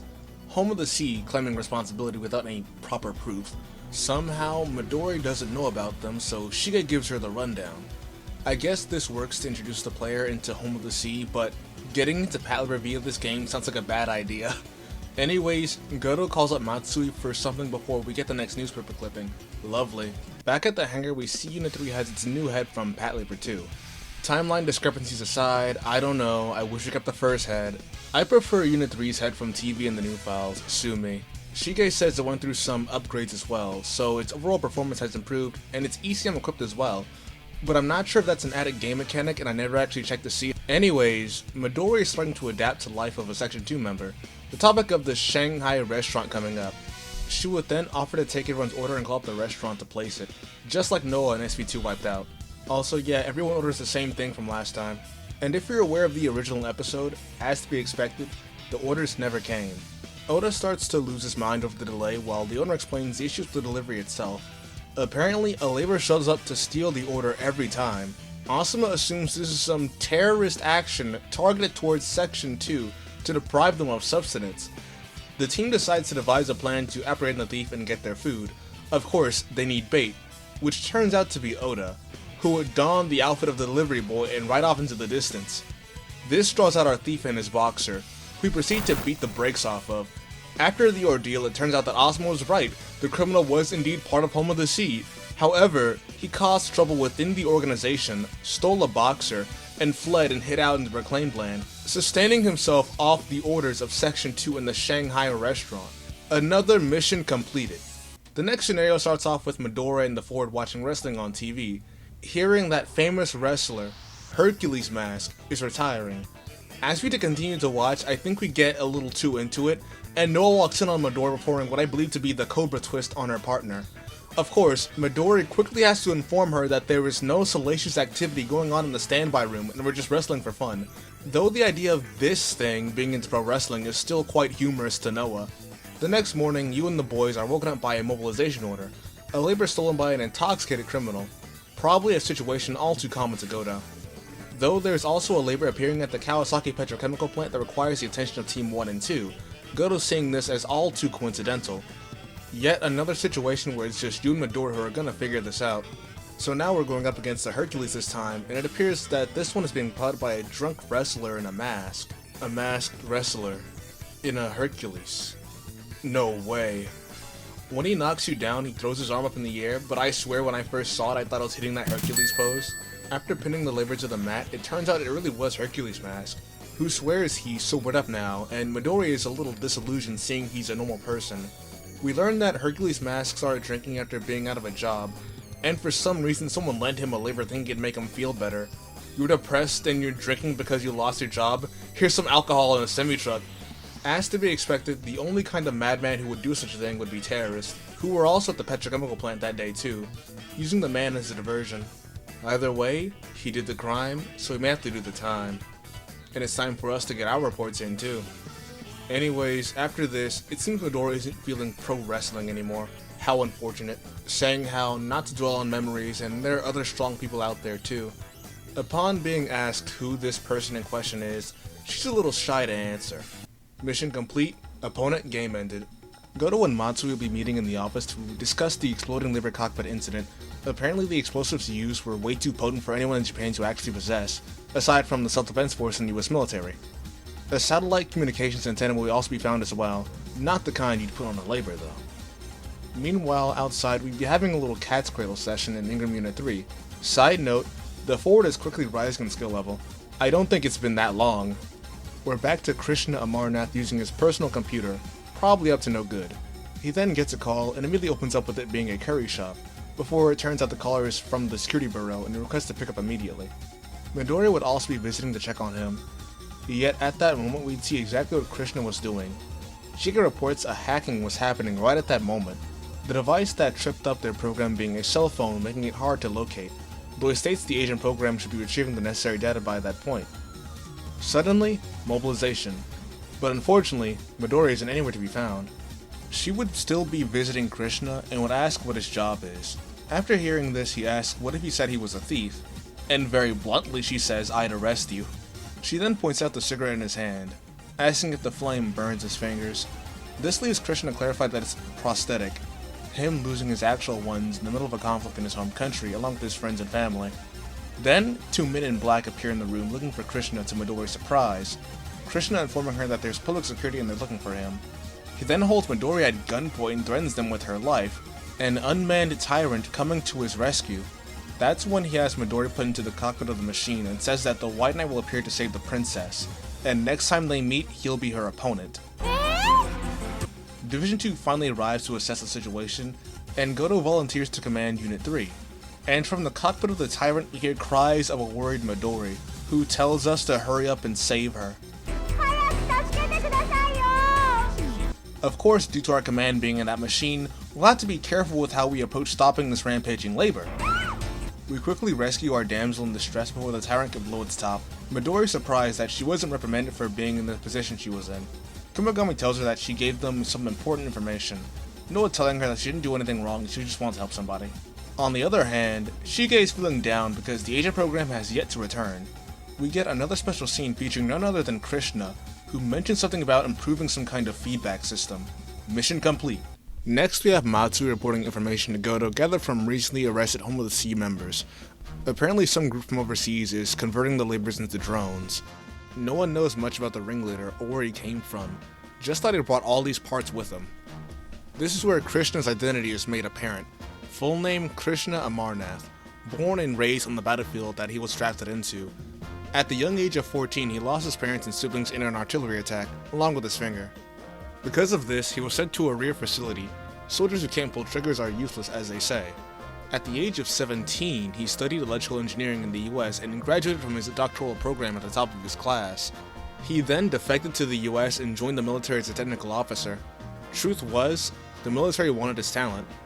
The reason he's in Japan now is because he's working as a development chief for a new labor under Shaft Enterprises. The fact that he isn't an illegal immigrant made this information readily available to our detective here. Matsui then says public security is on the case and he doesn't know any more details, the job being done through the Ministry of Foreign Affairs. By this point, it's all but confirmed that Krishna has been behind the recurring labor incidents, though Home of the Sea's involvement still puzzles the two men, leading Goto to suggest they ask directly. And Matsui's like, well, we know their hideout, so...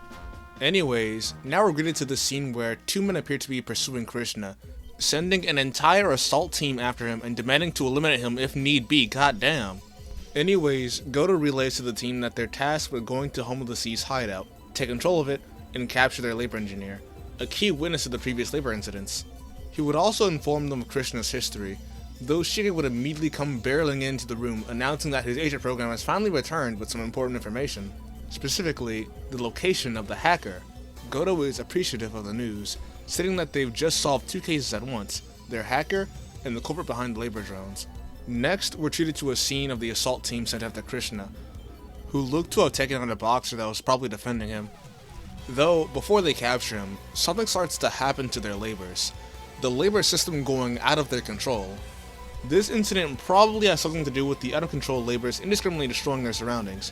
Two Abrahams that may be affiliated with the US military?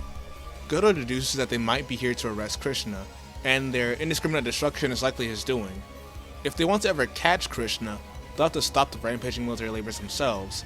This is the first battle where you fight something with a firearm, which does mean you have to be more careful when you're maneuvering around your target. Like all of the fights, some good old combos will save the day here. This battle is a little funny, cause the Abraham pilot has English voice lines, but you can tell it's someone who isn't exactly fluent in it.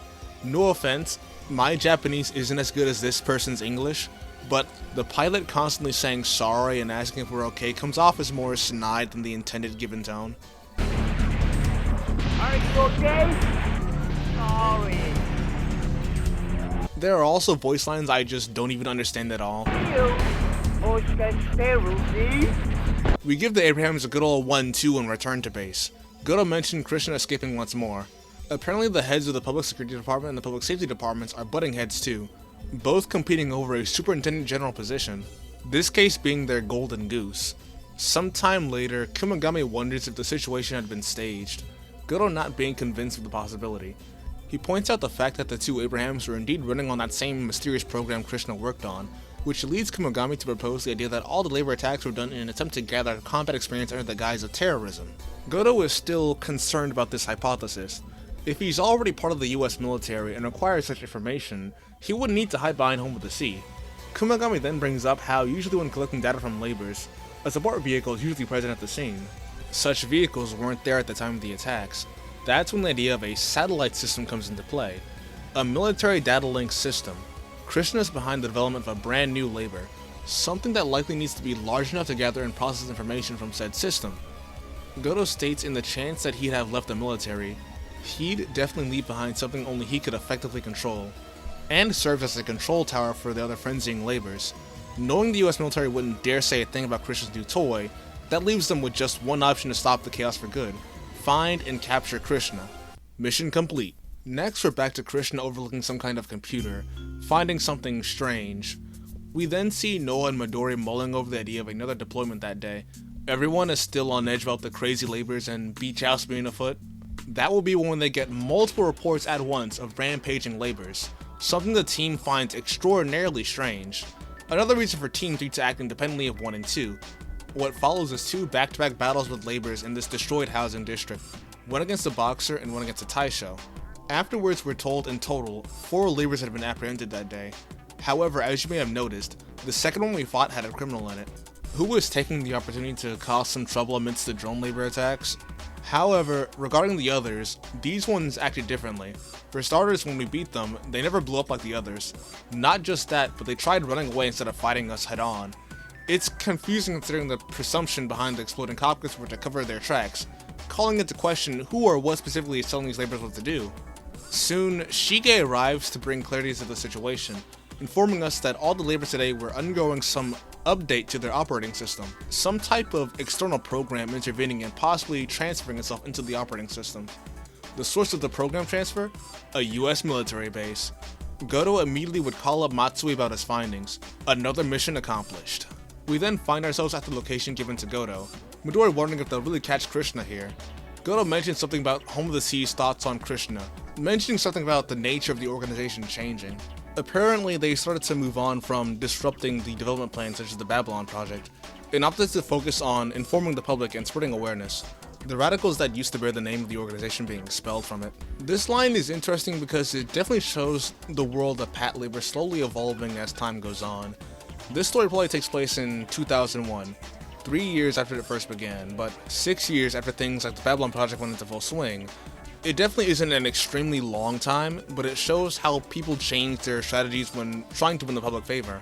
We see Krishna in this truck with this guy asking if he was behind the drone labors, him answering cryptically with "I did and I didn't," going on to say the current situation isn't something he orchestrated. They spot SV2 on the road and get stopped by the police, who tell them they're looking for a trailer with the stolen labor. The police officer foolishly assumes their innocence given that their trailer looks like a refrigerated truck, yet they realize that they were being singled out amongst other vehicles on the road. Division 2 stopping them in their tracks, and Midori telling them that they're suspected of the Subversive Activities Act among other charges. Krishna tells him to go, wanting to buy him more time, abandoning his computer and boarding the labor in question that they have been transporting. The infamous German military labor that can fight on par with the Ingram, the Shaft Enterprise Europe Type 7 Blocken. I swear when it comes to writing English it's a coin toss. So we finally go face to face with Krishna, him having range attacks thanks to his little machine gun. However, he's no match for the forward of Unit 3, who is undoubtedly cracked as a pilot by this point. No assistance or outside help. He's fighting all these battles on his own, whipping out all these advanced techniques, probably the best pilot ever. After mopping the floor with the Brocken, Midori poses up like the diva she is, telling Krishna he's under arrest. She hits the man with the almighty Cobra twist, demanding an apology, to which Krishna has no choice but to give. With Krishna in our custody, we learned he was attempting to flee the country and return to his homeland with the data and technology. He confesses that he was behind the hacking and bringing the data to control unmanned labor to the Home of the Sea. He states he had laborers run wild to collect experience for the program. Circumstances change people and so do programs, and SV2 served as great teachers, the situation essentially being another data collection ploy akin to the Shaft conflict. Besides that, Krishna says he wanted to create bloodless iron soldiers. Soldiers that could fight wars so that neither he nor anyone else would have to shed blood for. A humble motivation you can't deny. But at the end of the day, many people got hurt, and a crime is a crime. Goto then asks about his involvement with the other curious case of the rampaging laborers the other day, though Krishna denies direct responsibility, saying the program did that of its own volition. Goto then gets contacted by Kumagami, telling him that they've received notice that a prototype labor being transferred from the US military base to Yakisoba, along with various other test labors, have gone out of control. The current location is the Tokyo Bay Crossing Tunnel, which is currently under construction. Mission accomplished, excellent photo. We approach the site with Krishna in tow, Goto seeing him as a valuable asset to find the flaws and weaknesses within the program. Goto asks why I'd flee to a place like this, the answer being unfounded between the both of them. Apparently the control room had been taken over as well, meaning they won't be able to just waltz in and shut it off. Our enemy had fled to the deepest level of the tunnel, a prototype heavy labor. Goto telling us it's empty and deserted, so just go buck wild and destroy the thing. Oda was a bit too eager and we get another scene for the compilation. The thing that beheaded our poor Unit 2 was the GNX-2 Ganesha, the mobile platform that we're tasked with taking down. Fighting this thing is a lot tougher than the other labors. This one, like the Brocken and Abraham before it, has long-range weaponry in the form of a machine gun. Though that isn't really a problem I concern myself with. The actual problem is getting a hold of the thing itself. It's got a really big body, so one could assume grabbing onto it wouldn't be too difficult. I can't tell you how many times I bounced off this thing intentionally or unintentionally. Really though, it'll smack you around good if you can't get a good grip on it. Though with a little bit of elbow grease I managed. Once we get to the control room, we still couldn't get access. Thankfully, once again, Shige arrived to our assistance, through the trials and tribulations of whatever we were going through out there. He tells us he was requested by Goto to create a vaccine program to get a hold of our rogue program here. It comes in the form of a program from the recent Rogue Labor incident, which, plot twist, was based on the agent program Shige had originally made for their cybersecurity issues. After inputting the vaccine program, the system is successfully restored. But before everyone can finally go home and rest, a heat source is detected and it appears something is accessing the network. Apparently, it's coming from the lowest floor of the fuel depot. No freaking way. Mission accomplished. There are still more labor responses underground and a terminal accessing the internet. It confuses Goto because at first the Ganesha was the big boss, but according to Krishna, it likely changed hosts to buy some time. He believes it's attempting to release the data of the Ganesha in the wide reaches of the internet. It can still modify itself, and because of how many things at this location are connected to the internet, it can hide anywhere. Though at the very least it's nesting in some kind of labor OS due to some labor still being active in the location. The labor we're looking for at the lowest level apparently carries the terminal that's accessing the net right now, and will have to go down via a series of elevators since no one elevator goes down to the bottom floor directly.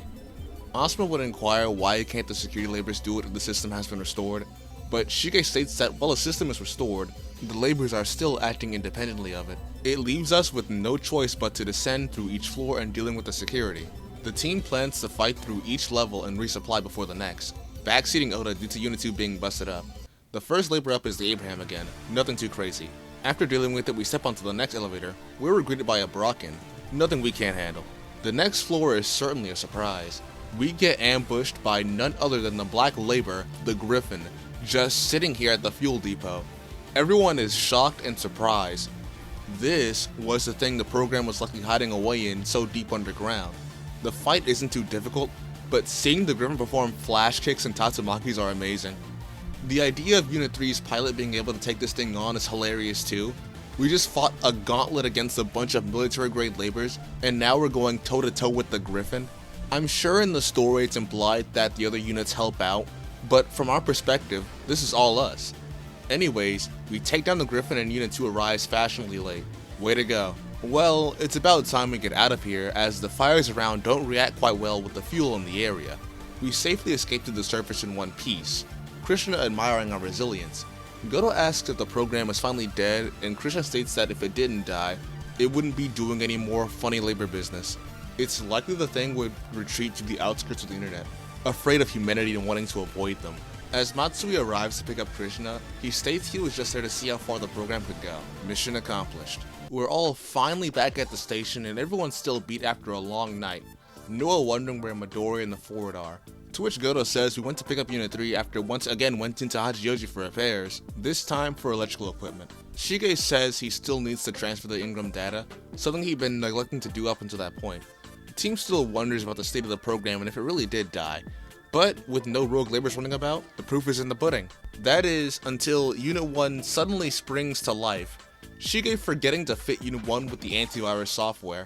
The program is still alive, and now it's in Alphonse. Everyone tries to escape while you and Midori finally arrive with Unit 3. That's when we spot Unit 1 taking a stroll outside. Goto and Noah requesting we stop it immediately. So, for one last tango, we're taking down Unit 1. It basically using all the moves we can use. As you beat Alphonse, you can hear Noah crying as we continue to subdue its rampage.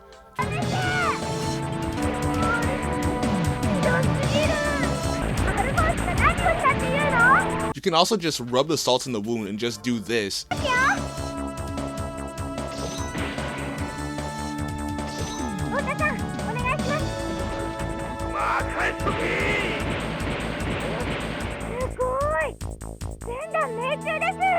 I think this is the only mission I S-ranked. But yeah, Unit 1 is down, Noah cries, the day is saved once more. Mission accomplished. Roll credits, cross counter. Once the game is finished, you get a tally up of all your stats. I think in repairs, I racked up more than what Japan spends on defense alone. But hey, my shooting accuracy is 50%. In the menu, you can see all the labors that appear in the game, with their list of specs and manufacturers, along with all the newspaper clippings that came after each event. There's also these previews of the pre-next generation live action short film. Last but not least, there's a scrap 12 in the scrapbook. At first I was confused on if I potentially missed something important, but it turns out scrap 12 is the game over screen. If you fail, Special Vehicles Section 2 is declared a terrorist organization by the Japanese government and is disbanded. This really could be any timeline. But yeah, that's the game. I think Patlabor Game Edition is like Patlabor for the Super Famicom in a succeeding console generation. There's a lot of ambition here to give Patlabor fans a Patlabor game made for them, and I think it does a good job of that.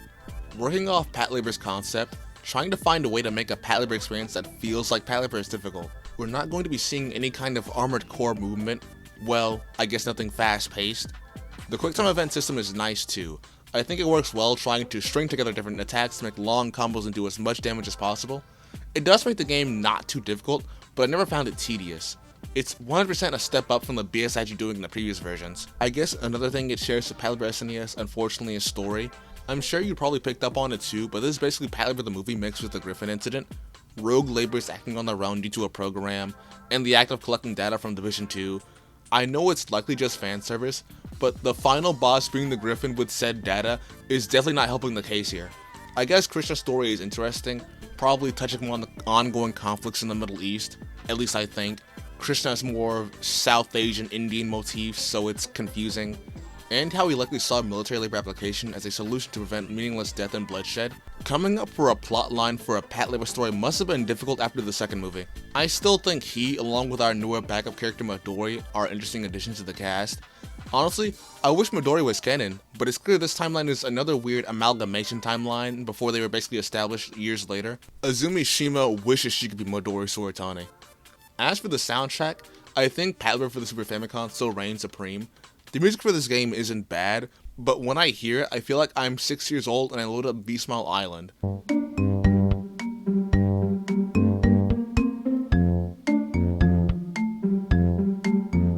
I guess Kenji Kawai wasn't available to win any games at this time. In conclusion, this is probably one of the better games to release, and probably one of the last serious attempts at a real Patlabor game. I kinda wish the concepts and characters in this aren't forever restrained to a PS1 game, but I don't think we can get our hopes up. Still, this game looks like a window into a world where Patlabor on television and the new files got another anime in the early 2000s. It definitely has that vibe. Imagine a Digipaint sequel anime with a new recruit Midori Suratani. Doesn't that sound fun? The final game on the list, Kamubaku Mini Pato, otherwise known as Comeback Mini Pato for those who can't speak Japanese. It was released on the PlayStation Portable on November 2nd of 2005. Apparently it was originally intended for the PS2, but due to the release of the PSP they had a change of plans. This is another game that I totally wasn't planning on skipping due to errors, but hey, let's hop on it. Like most prolific anime, there's going to be a chibi, almost child-friendly version, like SD Gundam or Petite Eva. And like Petite Eva, Mini Pato has a game on a handheld portable aimed at children. The only difference is that Mini Pato doesn't stray too far from core Patlabor. Yeah, we got hit by the chibi ray, but we're still talking about which farms are most effective to use against civilians in city limits. The game itself opens up with Goto talking to you, the player. and it's pretty much made clear that this takes place after episode 3 of Mini Pato. Goto mentions how even though it was mentioned that it was the last one, that Shinobu was the one who said it, not him. He's glad to meet us again, but he gets a call about a rogue labor incident that we have to attend to. Goto explaining the situation with the location of the incident on the map. When you select the location, it'll tell you the location, the goal, and if firing is permitted. You're thrown into a battle and there's a bit on screen. This is Mini Pato's method of handling labor combat, I guess in a way that is pretty accurate to what we've seen from Mini Pato already. It's a first-person perspective shooting gallery type of environment. There are buildings in the background and the labor in the foreground, and there are 4 directions you're able to turn just in case you can't see the enemy you're supposed to fight. At the top of the screen are the weapons and methods of attacking the labor in front of you, allowing you to switch between them depending on how you wish to approach the battle. You can either beat them using things like your bare labor manipulators or a stun baton, or you can shoot them up with a ranged weapon like the revolver cannon or a riot cannon. Just be mindful of the buildings in the background. Labors attack you via throwing things at you, like barrels and cycle frames for some reason. Asumo will appear on screen to direct you to the direction of the enemy attack, looking forward, left, right, even behind you. On the left you can see Noah, who indicates your current HP. When you take enough damage, her pose and expression changes. Joyful for high HP, neutral if you take 3 hits, and dismal if you take 5 hits. Then, you're knocked out once you've been hit 7 times. Now, I bet you're wondering, how are you supposed to defend against these attacks? Well, you can either shoot them out of the air with a ranged weapon, or a well-timed melee attack can parry the debris. When you finish the mission, you're given a tally of expenses from the deployment. We're coming out of Game Edition, and this is becoming really standard. You have house damage, vehicle damage, item fee, repair fee, and extra income. There's a count at the bottom and an SV2 operating expense too. Beware if you bomb this mission, then it's game over for SV2. So after this successful first day, Goto assembles everyone in the hangar to inform us that we've immediately gone broke. That's right, we've run out of money before the game even started. Apparently it's because we destroy labors in the surrounding areas using all our funds. But like, come on, that last mission was flawless. Don't worry, we've got a solution to this debacle. Goto once again sending us to a hellscape. This time it's the hellscape at our home being our dungeon. Apparently, treasure from the Tokugawa era was found, meaning there's hope for us financially supporting ourselves. We'll use this glorious tool called the Harrison to lead the charge. You get to choose 3 members of the team to take down into the catacombs with. Everyone has their own special abilities. Noah has the ability to jump higher than everyone else. Asumo has a dash that allows him to run faster than everyone. Oda can fire a shotgun and attack enemies at a distance. Shinji has a one-time revive that works on any other character other than him. And Hiromi allows you to instantly return to the surface. The goal is to go underground and gather as much treasure as possible while avoiding enemies such as mice, frogs, bats, cats, dogs, and gators, before bringing them all back to the surface. Each room has platforms you can run across, enemies you can attack at close range with the Harrison, or long range with a shotgun, and doors that take you to the next room. If you actually want to take your booty back to the base, you'll have to backtrack through the previous doors until you reach the first room, where you're given the option to return to the surface. Though, if all 3 party members are knocked out, then you're kicked out of the dungeon and you get nothing. This means the most optimal team for going down here is Oda, Shinji, and Hiromi. Oda allows you to attack enemies at a safe distance, and Shinji can revive him if you screw up. If you screw up and allow both Oda and Shinji to get knocked out, Hiromi's return to the surface ability is a get out of jail free card, allowing you to leave without losing all of your precious treasure, which does include things like Brocken heads, the Griffin's flight unit, blueprints for other labors, and things like motors and operating systems. For some reason, all the stuff is just down here. SV2 was just established. How we get our hands on this stuff so fast? Going underground is a lot more of a necessity than you would think. It's where the money's at, and it keeps you from going broke after each deployment. I learned this the hard way after thinking it was another gimmicky minigame that you could just do. I also say this, while I have a ton of footage that's just me trying to get as far as I can, in the station you can also talk to Shige to just change the labor you want to deploy. I'm gonna be honest, I have no idea what the hell these things even are. At least this explains the blueprints we picked up from the dungeon. From the text, apparently they are specialized in either speed, defense, or just general improvements to performance. You can also change the weapons you deploy with. You're given the option to go out using the Zero Shield, a 42mm autocannon, the Helldiver's machine gun, a Gatling gun. No wonder we're broke, we're armed with military grade weaponry! There's also this little area where you can equip things like the aforementioned Brocken head and Griffin wings. All these items give buffs to things like your speed or durability, or are just for show. I don't know, it's not exactly made clear, and I can't say any of these effects are noticeable. When I'm in a battle, I'm trying to kill the hell out of whatever I'm fighting, and sometimes I have little regard for my self-preservation. If it weren't for buildings or our budget, these city streets would be cleaner than a whistle. If you want to save, just go over here and talk to Sakaki. Oh look, Noah and Oda are fighting. Looks like Oda wasn't too happy about the results of their mock battle. We'll have to run it back and settle the score with another training battle. Nothing a good old shield bashing can't solve. Unfortunately, Oda is known for being stubborn, and he takes his discretions to the captain's office, but Goto brushes him off anyways. After a briefing on more irregular patrol cycles, Oda still has his pent-up frustration from losing, so it's up to us to settle this with our trusty Harrison. I'm gonna be deadass with you, I barely have an idea of how this works. The Japanese on the spinning wheel is too stylistic for me to read or translate, and I'm too much of a bum to ask my Japanese mutuals about it. From my investigations, I believe it's as follows. The top part is strong against the middle part, and the middle part is strong against the bottom part, while the bottom part is strong against the middle part. If you get the same thing, you draw, and if you hit this little red line, you get an unblockable critical hit. It's like the return of the rock paper scissors game from Chapter of Griffin, somehow a bit more confusing despite being less complex. I beat Oda, but I lost to Shinji. I really just spend most of my time in this game not really knowing what I'm doing. We have more labor crime to deal with. A reminder to be mindful when you're on patrol and not just stomping rogue labors, or else be beating poor innocent Toyosaka-kuns to death like me. There's another mock battle with Oda, but since there are no buildings in the distance, I decided to just try and do the unthinkable.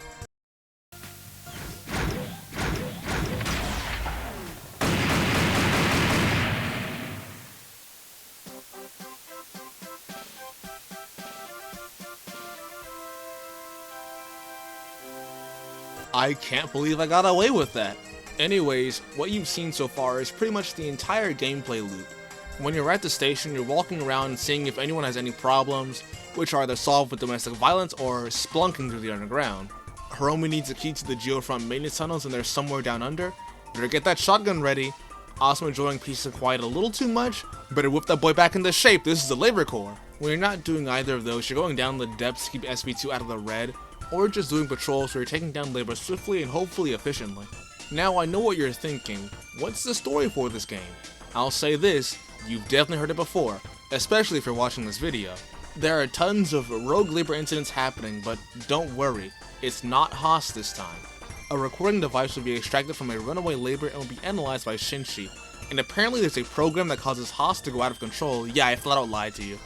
Evidently there's a third party interfering in our duty to stop labor crimes, but we're gonna need a bigger sample size once it gets to the bottom of what's going on. So the next deployment focuses on getting more labors to analyze for information, aka carry on as normal. Anyways, soon we receive a letter, and allegedly the string of incidents seem to be linked to the terrorist group known as Earth Defense Force, specifically a branch called the Tokyo Defense Force. They're threatening to blow up the Tokyo Metropolitan building using missiles. It wouldn't be the first time, I guess. I beat Labor Tail through the first missions before finally reaching the Metro building, where a Growlbear is shuffling back and forth on the screen. Now this is a tense and time-sensitive situation. Lives are at stake, and it'd be a tragedy if something happened to the Metropolitan building. So as a proper police officer and labor pilot, I deal with the threat swiftly and efficiently.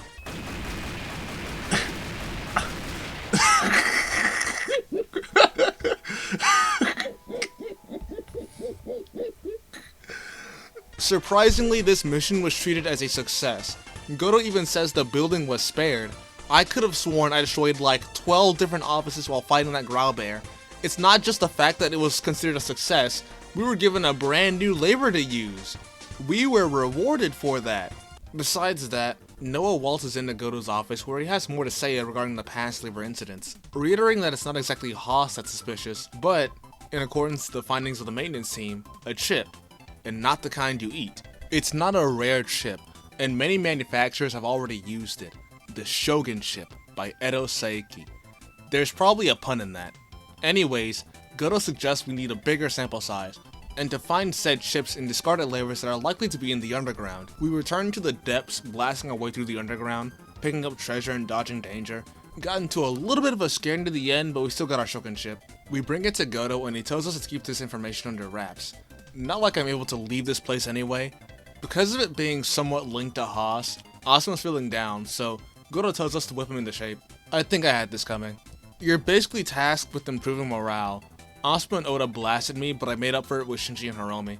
We go back on patrol, everything seemed normal up until a whole Brocken showed up. Afterwards, Goto tells us no major incidents happened today, somehow, but also tells us security for Tokyo Labor Show begins tomorrow. Totally not concerning. Even more concerning is that there will be a demonstration with laborers with the shogunship. It's not like they can recall it on women of suspicion, so we'll just have to watch and see if anything goes wrong. We drop in and we're just kind of looking around, no laborers to be seen. Though after the first patrol, we're alerted to the fact that a bunch of unmanned laborers have gone berserk, and what do you know, they all got the shogun. We bash and shoot our way through the venue and stop rampaging laborers. Goto then telling us that the suspicious individual was spotted in the area, but disappeared down the drain. Goto tasks us with intercepting this criminal using a route that connects to our own underground sewer line. So we traverse the underground, navigating through the dangers that lurk in the darkness. I even run into some evil creature that walks on 2 legs. What the fuck is that? As we get back to the surface, we come with an item called a controller in tow. Goto believes we can identify the culprit using this as evidence. The next day, while still taking calls on the phone, Goto is given a troubling revelation. While Shinji and Hiromi were out analyzing the shogunship from one of the runaway labor show laborers, they got intercepted and kidnapped. Of course, the team is quite upset at the idea of continuing patrols without them. Asuma thinks of going out in search of them in secret, but of course our Lord and Savior Goto sees us as mutinous and has us deal with them. With those 2 gone, we can't use them going underground. That's the meta team just gone. What follows is probably one of the most difficult missions in the game if you haven't already mastered the combat. You'll have to take down enemies that nearly encircle you, shooting out the debris that they toss at you. The Zero Shield is probably the best item in the game, I forgot to mention that. It's the fastest melee weapon, and because of its high DPS, you can take down enemies quickly and also hit objects out of the sky with it too. I got bankrupted on this like a bajillion times because I had no money left. That meant I had to go do sewer runs, and need I remind you, we don't have Shinji to revive Oda and Hiromi to take us back to the surface. This means when you go underground, you'll have to consider how far you think you'll be able to backtrack to get back to the surface. Enemies respawn upon the room being loaded again, so if you lose Oda, you're going to have to use the Harrisons to deal with enemies in your way. I did at maximum 10 rooms before I returned back to the surface. It was enough so that I didn't get bankrupted upon completing the mission, and we finally get the team back together. Surprisingly, the culprit is Seiki Edo's former CEO, Kim Ju-jong. Originally, they made chips for computer logic circuits, though as demand for laborers increased, he had a small factory that created chips for laborers that are cheap, fast, and unbreakable. He received a contract from a major manufacturer and profited due to the boom. It appeared that this gave him a big enough head to run in a Tokyo government election, but unfortunately for him, he didn't get elected. The recent incidents are a result of his grudge for not winning. HQ is currently investigating his whereabouts, and the next day a search warrant is in motion. Apparently his home is empty, though there was a message. It was directed toward the governor, and he declares he'll rename Tokyo to Tokyo Edo, I think, and then he declared himself Shogun.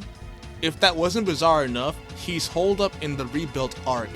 Yes, the one that was destroyed. We don't have any orders yet, but Goto requests Noah to keep everyone in good condition until orders are given. Simply enjoying your time and doing nothing, Asuma? Think again, you're getting this fan. We assemble again, and Goto gives us the rundown. We can't go to the Ark via sea this time, so instead, we opt for, you guessed it, the sewers. Apparently the alarm will go dead if we get to the bottom level of the structure, that being when we can finally send in the laborers to deal with it. I'd probably have fought through what were probably 20 rooms before reaching the end. I decided to ditch Hiromi in favor of Asuma since there's no reason to go back to base and I could use the speed. Apparently Kim Ju has a laborer in the missile. Where are they getting these things? And we have to stop him without setting it off. The best part about the Ark is that there are no buildings around aside from the missile on one of the screens, so you're free to open fire on all the laborers without much thought. You rip and tear through a bunch of Brockens before coming face to face with Kim Ju's custom labor. I'm kind of confused here because you have all these Brockens at your command and an entire missile, but you're piloting the HL-98 Hunkajunk 3000. I finish off Kim Ju, and back at the station, Goto tells us that the string of labor incidents has come to a conclusion. Goto goes on this whole spiel about this being SV2's home and how we have to protect it and we won't move an inch, before getting a call about relocating SV2's HQ to Tokyo with more up-to-date offices and utilities. So much for that. Goto bids us farewell on the same pier we first met him at fishing, and that's Comeback Mini Pato. For the last dedicated Patlabor video game, this is an alright send-off. Comeback Mini Pato isn't really a grand finale kind of game. It was pretty simple, consisting of 3 minigames you have to repeat over and over. The story was extremely simple too. It's basically the plot of the first movie yet again, especially since we go to the Ark again, though this is Mini Pato we're talking about. I didn't go in this expecting to play anything with an in-depth game design and storytelling. You're playing Mini Paddle to see the paper cutouts do silly things. As a game on its own, it's fine. It's something easily digestible, something you can just pick up and play whenever. One of the most important aspects about this game is it fun? Do you have fun playing it? Well, Mini Paddle was fun. Fighting labors is fun. Spelunking is kinda fun. I still barely comprehend the Harrison game, but it was kinda fun. There was a lot of things that were also just kinda there in the game too, like those labors and those equitable upgrades. Maybe it's my fault for not doing any proper sleuthing into what they do, but I'm not sure if that matters too much. I'm like 8 games into this video and the script is 47 pages long as of me writing this. Give me a break. I think Comeback Mini Paddle succeeds at being what it's trying to do. It clearly wasn't meant to be this ambitious Patlabor experience, it just wanted to be something silly and bite-sized. Despite this game being originally intended for the PS2 and being on the PSP, I really think it also could have been a DS game. The shooting gallery portion where you look up in the sky looked like it perfectly utilized that dual screen function. I don't have much else to say about this game, yeah it's Mini Paddle. So those were the Patlabor games that were released way back when. I'm surprised there were 8 whole games for this franchise, but it was supposed to be mixed media. If I had to rank the games, I'd say the best of the bunch were definitely Game Edition and Super Famicom.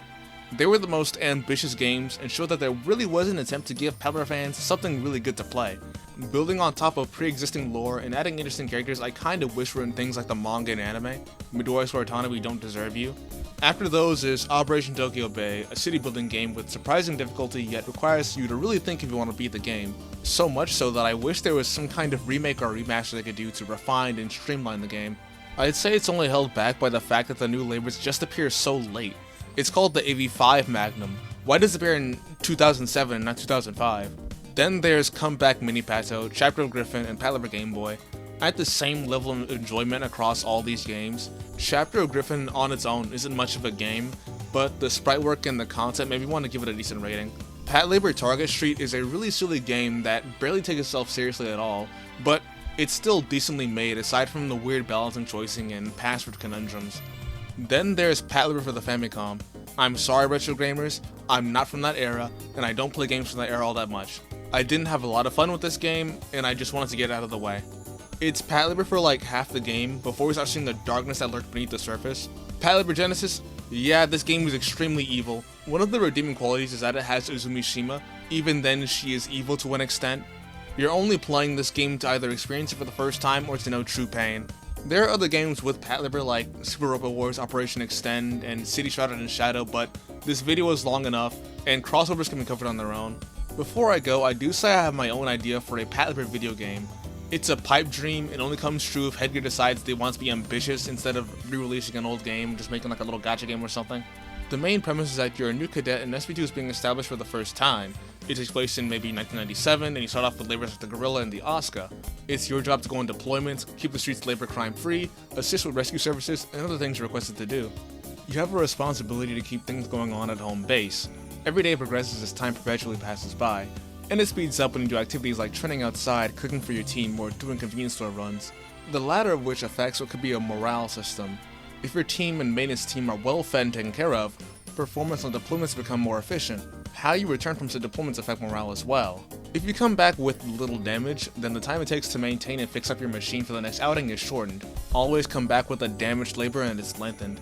With the performance suffering due to the maintenance team just getting the job done on time rather than working to tune the labor to perfection. Come back too damaged and you'll have to go back to the manufacturer, meaning there are periods of time where you'll be unable to mobilize and handle labor crime. I'm sure while you're not out on patrol, there are little tasks you can do at the base to pass time and increase morale amongst your team. Though, let's get into the most important and decisive part of this hypothetical Patlabor game, labors. Labors decide if SB2 sinks or swims. As stated before, you start off with Oscars and Gorillas. Glorified construction labors modified for police use. They're going to be slower and clunkier, but labors of the time will be slow and clunky as well. The more you use the labors, the more you fine-tune the movement data to their specifications. This makes handling deployments easier and simpler. When using labors, I imagine there will be this 3D environment like Game Edition where you can move around and traverse.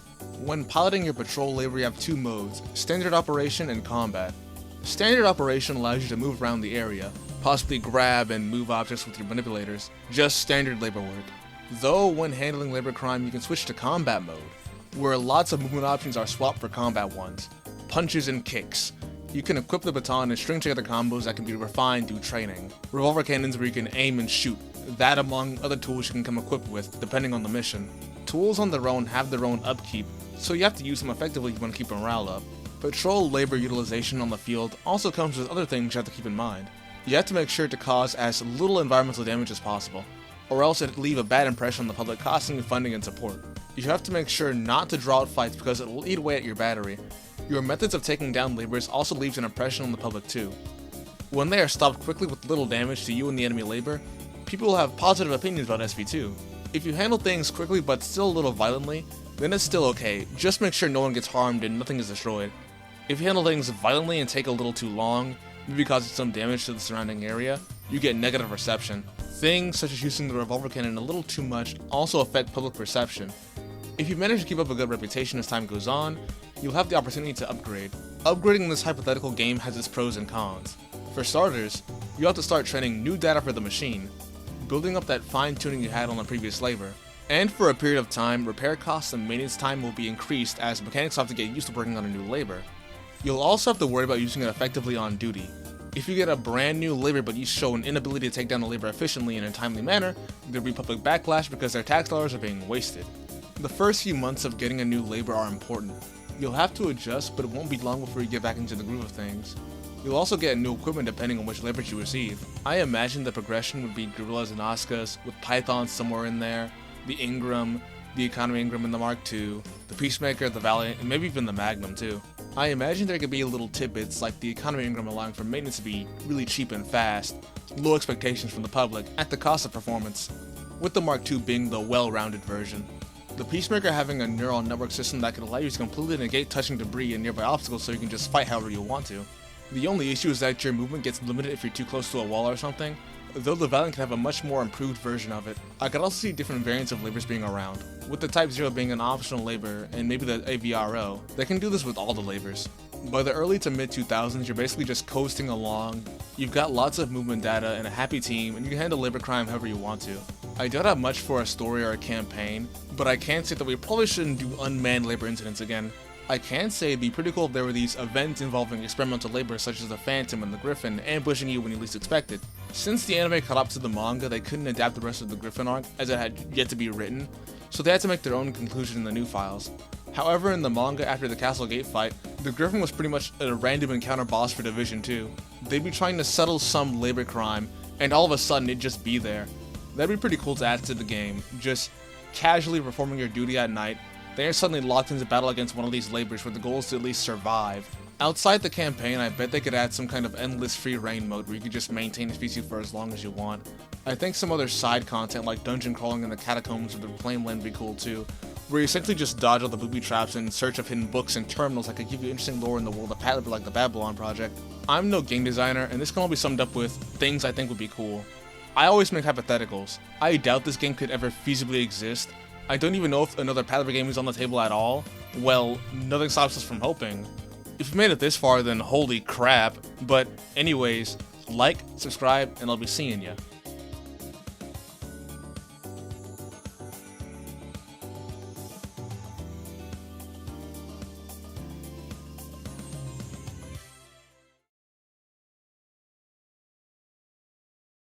I don't even know if another Patlabor game is on the table at all. Something just happened.